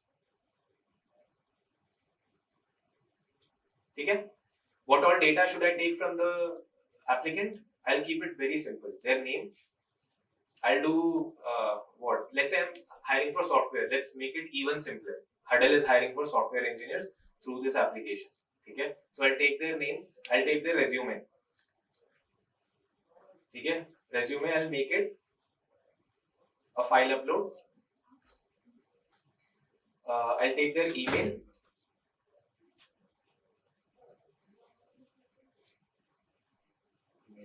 Done. Okay. Let's say I just take this much. I don't take anything else. Cool. Let's build something very simple. We'll come back to the database again to store more things, but I'll show you. So what I'll do is I'll create a new form screen, and that will be connected to my applications. I'll create form, and a form screen has been created for me. This is the place where people will fill the responses. Okay, their name and email. There is also supposed to be a file upload. So let me do file upload. File picker. Yeah, I'll put it here, and I'll call this. So first of all, I'll connect the file picker. Where should the data go? To resume. When somebody uploads a file, it goes to resume. Label will be resume. I'll check this. I'll check all of these. All of these are required. Done. Form created. Should we test it out? Let's test. I'll do Keshav. I'll upload my resume. So I have a resume downloaded of somebody else, but let's just upload it. And I'll write my email. By the way, here email no. So I have logged in. Ideally, the email should automatically come. If I want to change it, I can change it, but it should take the email that I logged in with. So I can do that. I'll click on this email entry. I'll click on default value, user profile, email. So by default, the logged in user's email would show up, but if I want to change it, I can. This is editable. Cool. I'll submit. I'll go back to my data. Applications, you'll see an application has been created for Keshav. The resume is showing up. The email also is being stored. So front end is sorted. Okay, abhi back end mein AI use karna hai, right? So AI, again, don't use AI just for the sake of it. It should ease the process somehow. So let's say for my software developers, I have created a system where they are graded from 0 to 100. Let's say I receive 100 applications, 500 applications. I need a system, right? So to grade, and then I only want people above 80 grade or something, right? So I should be able to create a workflow where AI checks out a resume. I tell it that my grading system is this. I'll teach it my grading system. The AI will receive the resume. It will check the resume in a way that according to the grading system and give a grade 70, 80, 60 something. And then it gives me the grade in my database. And then I can reach out to them later on. Very simple. We can automate the whole flow. Also, if let's say you want to send the email without looking also, कि अभी 80 से ऊपर है तो भेज ही देना, मुझे फर्क नहीं पड़ता. That is also doable. ठीक है? Let's build it. And everything will be done through AI. Okay? There is a thing in Glide apps called workflows. All right. So I'll go back to my layout. I'll click on form container, and there is an option called after submit action. What should happen once the form is submitted, right? I'll click on this. I'll go here, workflows for applications, and I'll create a new workflow. Cool. So my steps will be, I'll delete this. So when the workflow starts, the first step will be, first my resume is a PDF or something, right? I have to extract the text from it. So my first step logically will be, I'll go to AI, I'll choose this document to text. Okay, the document will be, I'll click here, resume. I'll select the resume as the document input.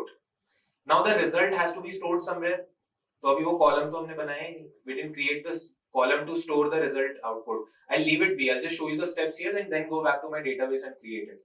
ठीक है. तो assume that your document has come and the text has been generated, extracted. Now what you want is, based on the text, you want to analyze. You want to grade it, right? So I'll click on AI. I'll say generate text. And also what I've done is, ChatGPT. So in ChatGPT, what I did was that I told ChatGPT create a grading criteria for no-code interns that are applying at Epic. People with software engineering background is a plus, blah blah blah. The grading has to happen with resumes provided. जो भी. ChatGPT created a grading system for me. I'll just copy this.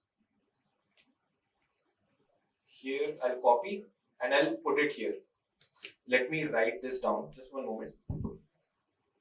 So the instruction is given a resume, grade the candidate based on these guidelines. I'll paste the guidelines, whatever I've copied from ChatGPT. Come down, the input. So what will be the input? The data that is coming after the sorry, Yeah, from the test. from the document. We'll connect it later on when we store that data. Okay, so that's the next step, grading. Lastly, ChatGPT grade, kabhi to sometimes it will give in number, sometimes it will be text, right? Our application can't function that way. I need a number every single time. So what I can do is I'll click here, go to AI, I'll say text to number, and I'll tell this based on the grade, grade details. Let's call it grade details. Give a number grade from 0 to 100. That's the task of this step. The input again will be previous steps output, the grade that ChatGPT has created or whatever the AI has created, and done. Okay, let's now first quickly let's go back to my database and let's create all those columns. So first of all, I want to store all the written content from the resume. So I'll call this resume content that AI will extract from the resume. Cool. Now I need graded content. Once the AI grades based on the resume, I want to store that. I'll create a column for that. And lastly, the score. This is supposed to be a number. Done. The database is set up. Okay. Abhi I'll come back in my workflows. Come here. So document to text. I'll make the result as resume content. The result will go to resume content. Okay. Generate text. Its result would be graded content. Whatever grades that AI has created, I'll give it that. And lastly, text to number. The result will be score. The workflow is connected. I can come back to my database. I'll remove this. I'll create a new entry. Okay. Let's create this new entry. Is it attached to that table, that workflow? Let's check. So it is. After I'll rename my workflow, I'll call this AI grading or something. If I come here, you will see after submit an action, AI grading out. So I have a resume of somebody who applied to Epic. Okay. So his name was Simarjeet Singh. I'll upload their resume. Their email. So they would put their own email if they were applying, but I'm just putting my email. Okay. Done. Hit submit. So data has come. Now just give it some time. See the magic happen because the user should not be worried. Backend में क्या हो रहा है? The form is submitted for the user. It's done. At the backend, see what's happening in the database. So first, your resume content has come. Right? Give it some more time. वो red में क्या लिखा होता है? अच्छा, it wasn't an error, right? No. I wasn't seeing the Look like an error, right? Those trustees created. That's what. Let me go to workflow. I can check the history also. Okay, so I think it is running. Okay, there is some error here for some reason. Oh, I didn't give it an input. Sorry, my bad. So the input for this step would be resume content, so that I can grade it. And for this step, the input would be graded content. My bad. I'll do it again. Database में से let's delete the entry. Come back to layout. Simarjeet Singh. Resume is this.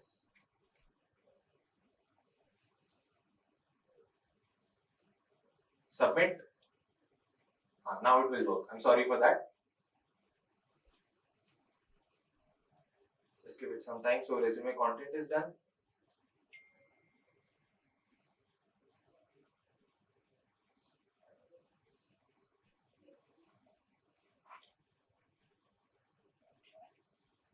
It will be embarrassing for me if it does not work this time. Okay, thank God. Okay, so graded content and the score is 75. I didn't do it. This can happen for 2000 people that are probably applying to us. I can come in and only filter out above 80 and run a workflow to send an email to them. If you want to fully automate it without a human intervention, just go to your workflow. In the next step, do communication, send email. Glide app is also working on creating, so there can be a middle step. So Glide app is going to bring that feature in 1 week or so, where you can put conditions in the middle. Where if let's say a score is above 80, then this workflow should run. If it is less than 80, then the other workflow should run. Right? So above 80, boss, you're in. We'll do an interview. Below 80, thank you for applying, but we feel whatever, blah, blah, blah, whatever you want to sugarcoat it, they're not in. You can do that. You can send an email. There are so many things that you can do. Compose an SMS, dial a phone number, share a link. Like, there is so much to be done to automate your workflow.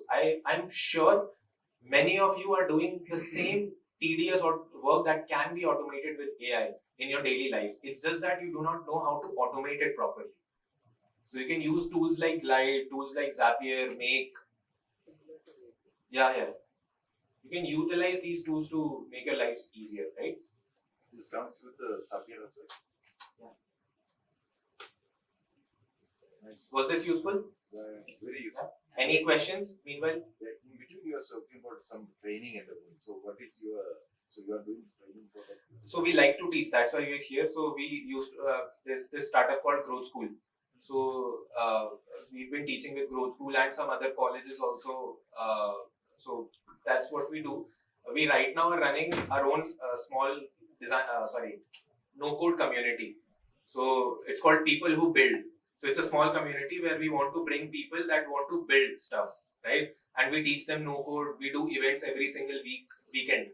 So tomorrow and the day after, there will be some online event that my team would be doing. I also take sessions. Mayank also does. So we have a community running. Teaching, we do. There are courses out there that we recorded, but Growth School owns it. So you can go to Growth School and buy that course. Growth School, you're taking some other session also, right? I think I've attended. We've been working with Growth School since Growth School was in, from the very first day when it launched. So your picture looked familiar. Yeah. Same. Any other questions? You will all be able to build your own applications, right? Yeah. Nothing stopping you. Please do it and share it with me on LinkedIn. I'll feel good that I shared something with you. It added some value. Please connect on LinkedIn. Share what you built. Okay, Mayank would like to show some more complex things now. Mayank.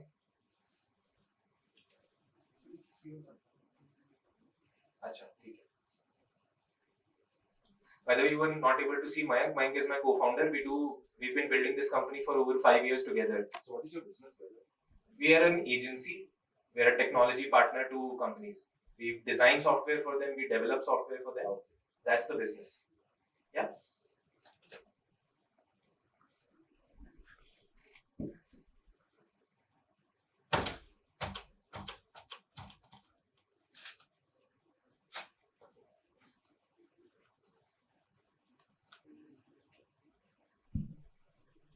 I think what we have seen so far may seem a little basic, but I think let's now get into a little more into the production mode of the things.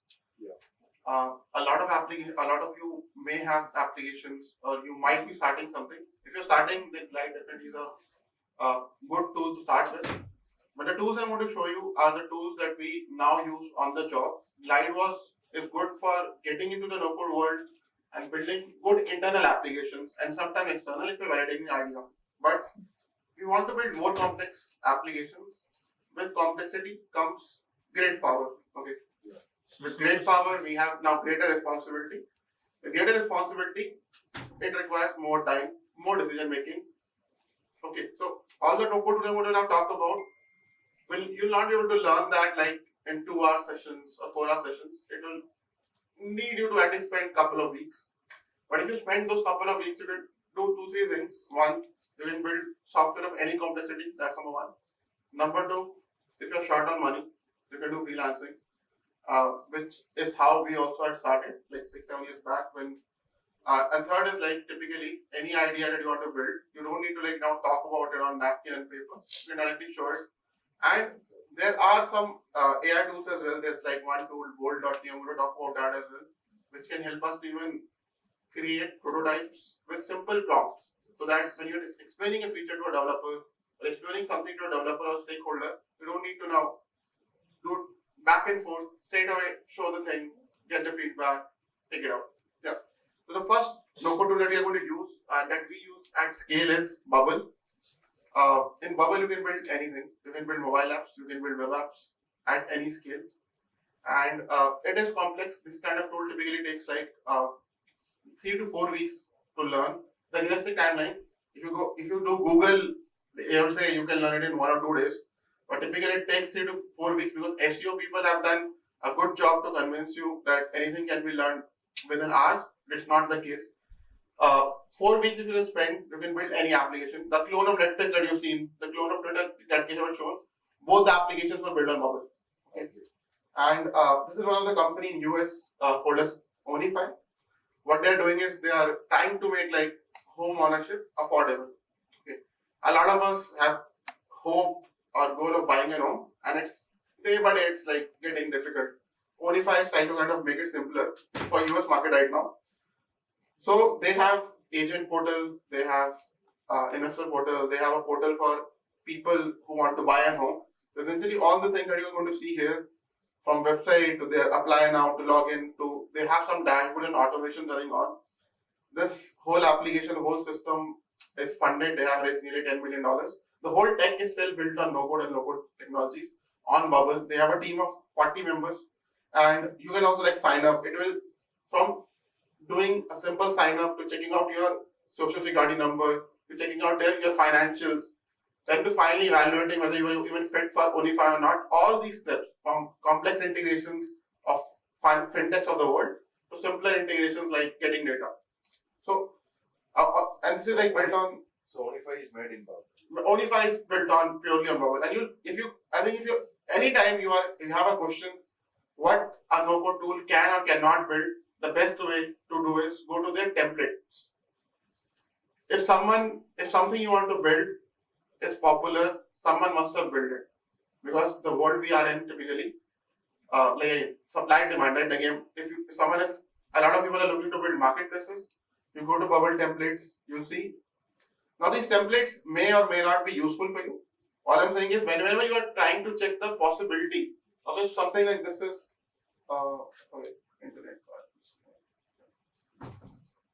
The best way is whenever you are in confusion, because right, the major problem even with technology and even the same technology with no code as well, there are too many options. How do I select as a founder? Because I'm already bombarded with 300 other things, from fundraising to hiring to people committing something, not delivering. Then now this figuring out this thing is another pain, right? So the best way when you're evaluating a no-code tool is simply go to their templates or simply go to their showcase and check it out what people have built. If a complex thing is being built, 99% of the chances are you can build it. Okay. So the tools I'm going to show you are the tools that you can build anything. You can literally build anything on those tools. So Bubble is one of them. So searching from things like movies like Book My Show.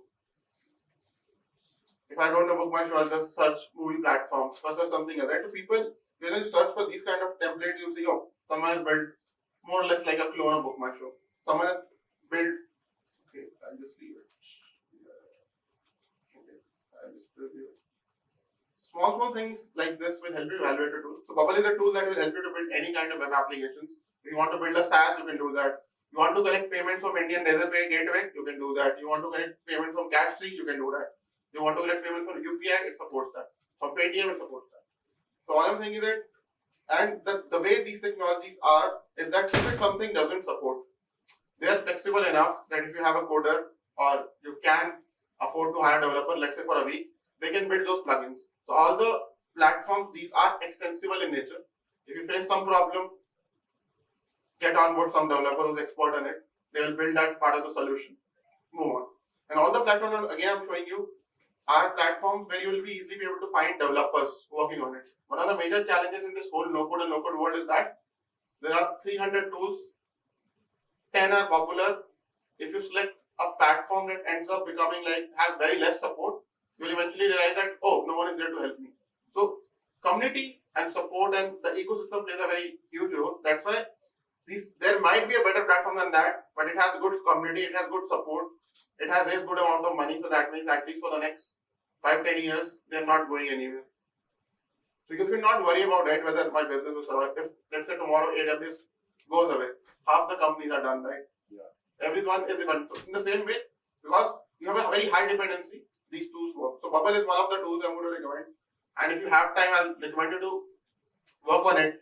You can also do good freelancing. I don't know. Building a company is one thing. For fun, if you like building things for fun, do it. And maybe you'll end up making some money. So as founders, we also mostly struggle to do that. Yeah. The next thing is building mobile application. I think Keshav already talked about Flutterflow. So Flutterflow is a tool which can help you build both mobile and web apps. We don't recommend it for you to use right now to build web apps to Flutterflow because Flutter in itself has some issues related to web itself.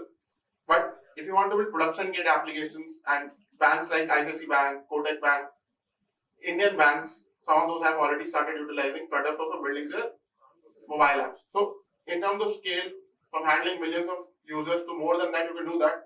The benefit of platform using like this is that you can also export code.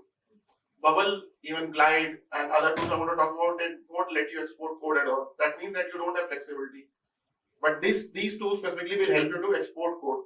Now, you want to build it here, build it here. Once you are done, export the code, hire a good developer, and deploy it wherever you want. That means you have the full flexibility. You are not platform dependent. Because there will be one or two questions that your investors may not end up asking that what's the dependency. Most of the investors don't care about that anymore, but there's still some who do. Mostly in angel networks will see that. So Flutterflow, you can integrate with anything. Maybe you have a good backend, you just want to build front end, Flutterflow can do that. Maybe you don't have any developer, you can yourself do that. Flutterflow again is a tool that will require you at least a month of learning. It's not easy. It will take, if you have fundamentals clear, if you were a developer in the previous life, easy. If you are not, 1 month, assume 1 month, you spend 1 month, and it doesn't mean that 24 hours, 1 hour a day for 1 month, then you're good to go to build any kind of application. Bubble, I wanted to log in and show what, okay, my credentials somehow not working. The platform I'm going to show you is Compass. This is, internet is slow. I'm saying things like creating a single sign-on. A lot of you must have seen people using Auth0. If you're in enterprises, a lot of people talk about how I want a single sign-on. I want my data to be protected. So if you want to build enterprise kind of authentications, enterprise kind of social security things, or enterprise kind of data protection compliances. Right? If you're building in healthcare, and selling in US, a lot of people will come and say, are you HIPAA compliant? If you're building for SaaS, a lot of people will come here and say, are you SOC 1, SOC 2 compliant? If you are building in industries which are bound by compliances, there are some no-code tools like Xano. This is just a backend tool. If you just want to build backend at scale, it will help you do that. It will also take care of all the compliances you have. You want to Xano, you want HIPAA compliance, it will do that. You want data to be hosted in Mumbai server in India, it will let you do that. It is complex, but these tools will let you do that. The 4 tools you should remember is Webflow, Xano, Flutterflow, and Bubble. As long as you know these 4 tools, you already know the 80 to 90% of the no-code world. Tools that work. A good ecosystem can help you to make things at scale. Any specific use cases that you have, because a lot of people have like, I want to build this. Can you recommend me a tech stack? I want to build this. So if you have that specific question, I can recommend you right now because we have time today and sometime tomorrow. Happy to have a discussion with you and recommend you the right tech stack if you want to go through the no-code and low-code. Anyone who's building something and yeah, please. Sir, I'm a student innovator, and what my product is a smartwatch application, Okay. a healthcare based one. So, is there any tool that I can use to know code? So what are you? Smartwatch application. So what is the application about? It's an allergy safety providing. And how are you detecting that allergy? Have you built out It's it? using existing sensors in it that we detect any changes in the body, Okay. blood pressure and stuff, and then detecting the change, it gives an alert to the bystanders to act on it. So then the user flow goes like so that they can take the injection on the unconscious patient. That's how it is. There's other features also like an alert, a notification of the kind of feature when entering hotels or hospitals and stuff. So, is there any tool, no code tool that I can use? So this kind of application has two parts. One is detection, where the person is, what kind of problem he has, and the second part is notifying. Right? These are the two different problems you have to solve. From building a detection point of view, definitely you need to work with things which can access the sensor of the watch, right? Because you want to play a lot with sensors, right? So I think Flutterflow does Dano, like exactly while app you won't be able to build. Like for building the watch application, you need to onboard someone. There is one thing if you're building for Apple ecosystem, there is something called as Swift UI. It's like a visual development tool for Xcode. It can help you to build these kind of applications visually, but it's a low-code tool. It's not a so building watch apps is typically still one thing that you will require help of a developer. Unfortunately, this is not you will not be able to build it fully without any help. But if you want to give it a try, you can use Swift UI. It will help you to build the front end part of it. And for detection and notification, a tool like Xano can work for you right now. But accessing sensors, I'll say you need a developer for that. Unfortunately, Yeah. watch. Yeah, I needed to do a user testing for that. I just don't want to use a sensor part right now. I just want the other part. Other part you can like build it. So you don't need to have the application on the watch, right? You want to do testing. For You can testing, build it on any tool then in that case. And there is one tool, although it's not a development tool, it's a design tool. Okay, it was Origami Studio Alternative. One second.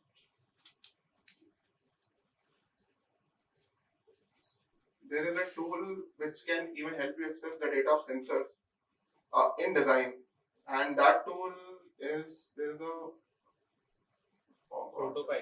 Protopy. If you're winning anything in hardware related thing, hardware tech, and you want to evaluate something and show people that what are the data we're getting, how do we kind of show it? So this is a tool called as Protopy. It integrates a lot with sensors, from your phone sensors to watch sensors to, let's say you have a Raspberry Pi or you are working with things like Arduino and you're capturing the data real time and want to display a design. Protopy can do that. If you want to develop a SaaS tool, Bubbly is okay. Bubbly is something that you can do. What you are building, I think if it is something like an enterprise grade application that requires a lot more data, then I'll recommend things like Xano plus Viva. But if you are building an application which does not require a lot of data operations, then Bubble is fine. The only challenge with Bubble right now, which the team is solving, is that at scale, what I mean was if you had a data of more than 1 million rows, that's when Bubble slows down. Yeah. If you have more data, that can again still be optimized by using Xano in parallel with it. But if you already have a product that works and you are going to work with enterprises, go with Xano and Viva. If you are starting it out, Bubble is the perfect choice. If you don't have anything, start somewhere and Bubble is the place to be. Any other use case? Have you explored the Zoho Creator? Yeah, we have explored Zoho Creator. How it compares with these options? So Zoho Creator is another tool. First of all, Zoho Creator is the best thing about Zoho Creator is that two things. One, it integrates seamlessly with all the Zoho applications from Zoho Flow to Zoho Forms to Zoho CRM. Second is Zoho Creator is mostly used for building in-house internal tools, things like dashboards, things like you are maybe building e-commerce stores. So Zoho Creator is limited in functionality. You can extend Zoho Creator with definitely with writing code, but these tools are more comparatively, I say, have better integrations, have better community support, are used majorly for building things like SaaS applications, are used majorly for building things like marketplaces. So if you have a specific use case, and if you're building internal tools, go with Zoho Flow, go with Retool, no issue. But if you're building a customer-facing application, then Bubble or VWeb is recommended. Is that possible link in bio websites like Linktree or something like that? Yeah. I have to see what I'm saying. You want to build Linktree? The link in bio, yeah. Bubble can do it, Flutterflow can do it. You might even end up finding some templates as well where people have literally built it. So you just see how they have built it. The one thing, the good thing about learning or seeing the templates is that you can audit it. How someone has written the logic. Like if I'm a person who's building things and I don't know how to build something, what I typically do is that I go find a template, I audit it. How this guy must have written the logic. Can I optimize this further, or is it good? If it is good, I just replicate it. If it is something that I have to start from scratch, I optimize. But link in bio or link tree kind of a things, you can directly do it on Flutterflow or Bubble if you want it to be a web app. If you wanted to make a mobile app, then Flutterflow is a good tool to use. When So we for pricing, confusing. Can you just explain the pricing model? Yeah. So, okay, let's understand fundamentals first. The pricing is always going to be dependent on 2-3 things. It's not just for Bubble, Glide, it will be for every tool. The first thing that pricing is dependent, footfall. How many people will be using your application? Because footfall defines a lot of things. That means it will define how much logics will be running, how much space it will be occupying. So footfall or number of visitors who will be coming or using our resources is one of the important parameters when it comes to things. Second is the amount of space a person is occupying. Okay, maybe I'm sending 100 ducks and now I'm sending 10,000 ducks. So if we have more and more space getting occupied, people will charge you more. These are the two important parameters when you have to think about any no-code pricing. And all the plans they're going to show you. And third is support. Which kind of support you want? If you want very good support, that means a human will be involved from their side. They will want you to pay more money. Any tool that you go, be it Flutterflow, be it Bubble, be it Glide, all of their plans will be defined on these 3 parameters.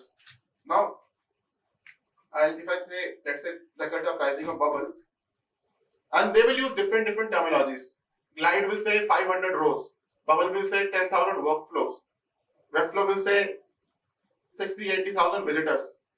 The terminologies will change from point to point, but 3 parameters will remain same. What is the footfall? That's number 1. How much space we are occupying, and third, which kind of support I want. And then they also differentiate some of the things using features, because if they're running a business, they want you to pay more. So any critical thing that they know, people will end up paying it for, they keep it in paid plan. Anything that is required by enterprises, by default will be kept in even a higher plan, because they know enterprises have money.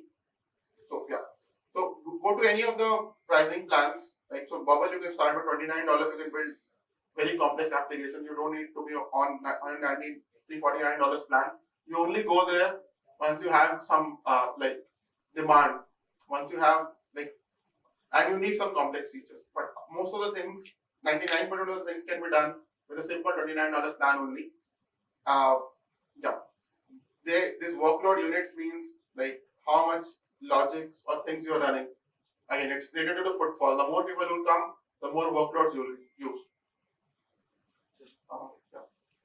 So is there any open source platforms or in the segment, or Yeah, there are. is there any huge limitation for that to use? So I think all I'm saying is that one thing is understand last thing. Every no-code tool is was built for initially for a one single purpose. Then they expanded. Right? So let's say we also start a company. We start by solving the core problem. Then we realize now there are ways for us to make money from other things. Then we start expanding, start solving problems around it, and increase the revenue. The same is with no-code tools as well. Every no-code tool that you see was built for a single purpose. Bubble was built for solving web apps. Webflow was built for solving websites. Flutterflow is built for solving mobile apps. Can you build different things for different platforms? The answer is yes. But should you build it is a question. So you understand which no-code tool was built for what purpose. That purpose, they will solve the best. Every other purpose, they will be mediocre or average. Okay. Now, second thing is, are there open source tools available? Yes. Like Flutterflow is not an open source tool, but you can export code, you can play with it. There is an alternative of retool in Indian company. I would just be find the name. Not EPYC, it's an AppSmith. There's this company called as AppSmith. You can use that tool. AppSmith is basically an internal tool builder. It's funded by Axel. The thing about open source is now that open source in today's world is not open source anymore. Open source, they will add a small c around it, not to like say that we are C, but they are COSS. It's commercially open source. So they will let you use your software. You can deploy it, you can use it. But if you want to like use it for, I'll say, business purposes, you want to like use it for, you want to make money out of their software, they will want you to pay for it. So a lot of open source tools that people have today, slowly everything is getting COSS, that is commercially open source. So for your own purpose you're using, feel free to use it. If you're using it internally, feel free to use it. The moment you're using it externally, they will want you to pay for it. That's number one. AppSmith is one of them. You can use it. They have like a proper GitHub repo, and there is like OSS Capital. Total is also. Total is also like the thing is with open source is that it's commercially open source. They will say it's open source. The moment you start to deploy this, you will end up paying $200, $300 per month for server. You will like, oh, their plan is $20. Why do I need to pay $300 to host my own thing? So they kind of trick you. They don't optimize open source versions for proper deployments. Yeah. So there's this company called as OSS Capital. Just go to their portfolio, right? Any company that is fund is typically an open source company. So a lot of things that because we are a core tech company, tech wise we don't generally look for open source things, but anything that's not important for my business, we look for like open source. Can we find alternative Airtable because Airtable is expensive? Can I find alternative of let's say link shortener? These kind of things are there. It exists. It's a good one for like connecting people. We are a community of women entrepreneurs, and something like a dating app we want to develop for connecting collaborations between women entrepreneurs. So it is simple. To be honest, if you don't want to add any complexity, then Glide can do it. Because Glide has AI features. If you want complexity, then go with Flutterflow. But again, that requires effort, time, and money. Glide can do it, and there are people who build like these kind of things. What you have to write is that you collect information of people. Let's say any woman entrepreneur who's coming, they will talk about. They'll sign up, they'll fill up some details. They'll talk about 5-6 problems they have. They'll talk about interests they have. Then the AI feature that Keshav told you, right? Just use that in the background. That find me all the people who match these 5-6 criteria. It will. You can write prompt. You need 4 people, 5 people, and just match them. Then there are some companies. By the way, if you don't want to build this kind of applications, there are some matchmaking applications. SaaS. You onboard them, upload the information. They'll collect them on WhatsApp. It depends on like what you're building. If you want to spend money, then build yourself. You don't want to like things like Glide and things like SaaS companies exist. Because matchmaking is not a new age problem. It existed from like ages now. maybe better to take take Glide if you want full control. Take Glide. Glide is still cheaper. But if you still want to become a complex applications on things like Flutterflow, then I recommend you to like get a SaaS version of the tool. It will be more cheaper for you. And find an Indianized company. If you are going to go to a US company, the best way to find a cheaper solution is find a good company, find an alternative, and see if the use cases match or not. And the way to find alternative is go to G2. If you're short on budget, I'm saying we have to typically select between which kind of support and quality I want, and sometimes you have to select between budget. As a non-profit or as a community, typically we are always short on budget, right? We always have to figure out a ways to get budget. So that's a kind of technique that I use personally. Or ask on places like Reddit and all. Is there an open source version of this? Someone will reply to it. So that's it, I think. I'm just answering questions. The session, like more or less, there's no session. So I have a doubt. I mean, I would like to ask about the company EPYC, how you guys do. So if a client is reaching to you, and how would you differentiate whether they need a no code build stuff or a coded stuff? I mean, while it's just, and how would you cost them? I mean, how would you communicate with your clients, and whether you would use the no code and pricing things, and would you with the clients will we go for the a cheaper version? And yeah, that's So I think first of all, we as a company typically, generally we are not recommended to like work with we prefer to be work with companies who have a little initially like a kind of like a stable revenue, have some sort of initial and early success. That means they're going to be there in the market at least for some period of time. Now, how do we educate, right? So it depends upon problem to problem. I'm going to say that selecting a no-code tool and then solving a problem is always a wrong approach. The approach should always be, what is the problem I want to solve? Is there any tool that can help me solve it? And then I select a no-code tool. The same way with our customers as well. We do a proper discovery. Keshav and me mostly, let's say lead sales or someone. So we do a proper discovery, understand what is the problem you're solving. We also understand what is the goal they have, whether they want to build it for like, let's say 6 months, a temporary application, it is something you want for a long period of time. Second, what are the goals they have, what is the scale they'll expect. We ask all those sort of questions to understand and test the waters. Then once we have the clear understanding, then we see what is the best way to go about it. Is it a no-code tool? Because just like when you build things with code as well, sometimes the things ends up being slow. Same way with no-code tools as well, there are issues. I'm saying there's nothing in this world which is perfect. You have to figure out a way to make it perfect. So we look at it and see what are the tools that work really well. If there is a no-code and no-code way, we suggest and educate customers. These days we don't need to educate, to be honest. A lot of people come to us because they want to go to no-code approach, but 2019-ish, when we were helping people didn't know about what is visual development and no-code. At that period of time, we had to educate them. We really used to educate them. What are the pros? What are the cons? And yeah, to educate them, and then you take a decision. Because at the end of the day, for me as a company, it's a project. For him, it's his baby. It's his baby, right? So typically, it changes every 1 year because product evolves, but that's a different thing. Yeah. So you disclose that whether you are using a no-code tool. No, transparency is key. We have to disclose, right? So during the billable area, I mean. No. So the point is that no-code doesn't mean it's cheap. Again, a lot of people think that it's faster. Yeah. The cheap means that will no-code developers charge me like 5 rupees, 10 rupees per hour? No. They'll still charge 5,000, 10,000, 50,000, whatever the developers were charging. A lot of no-code developers are actually charging more.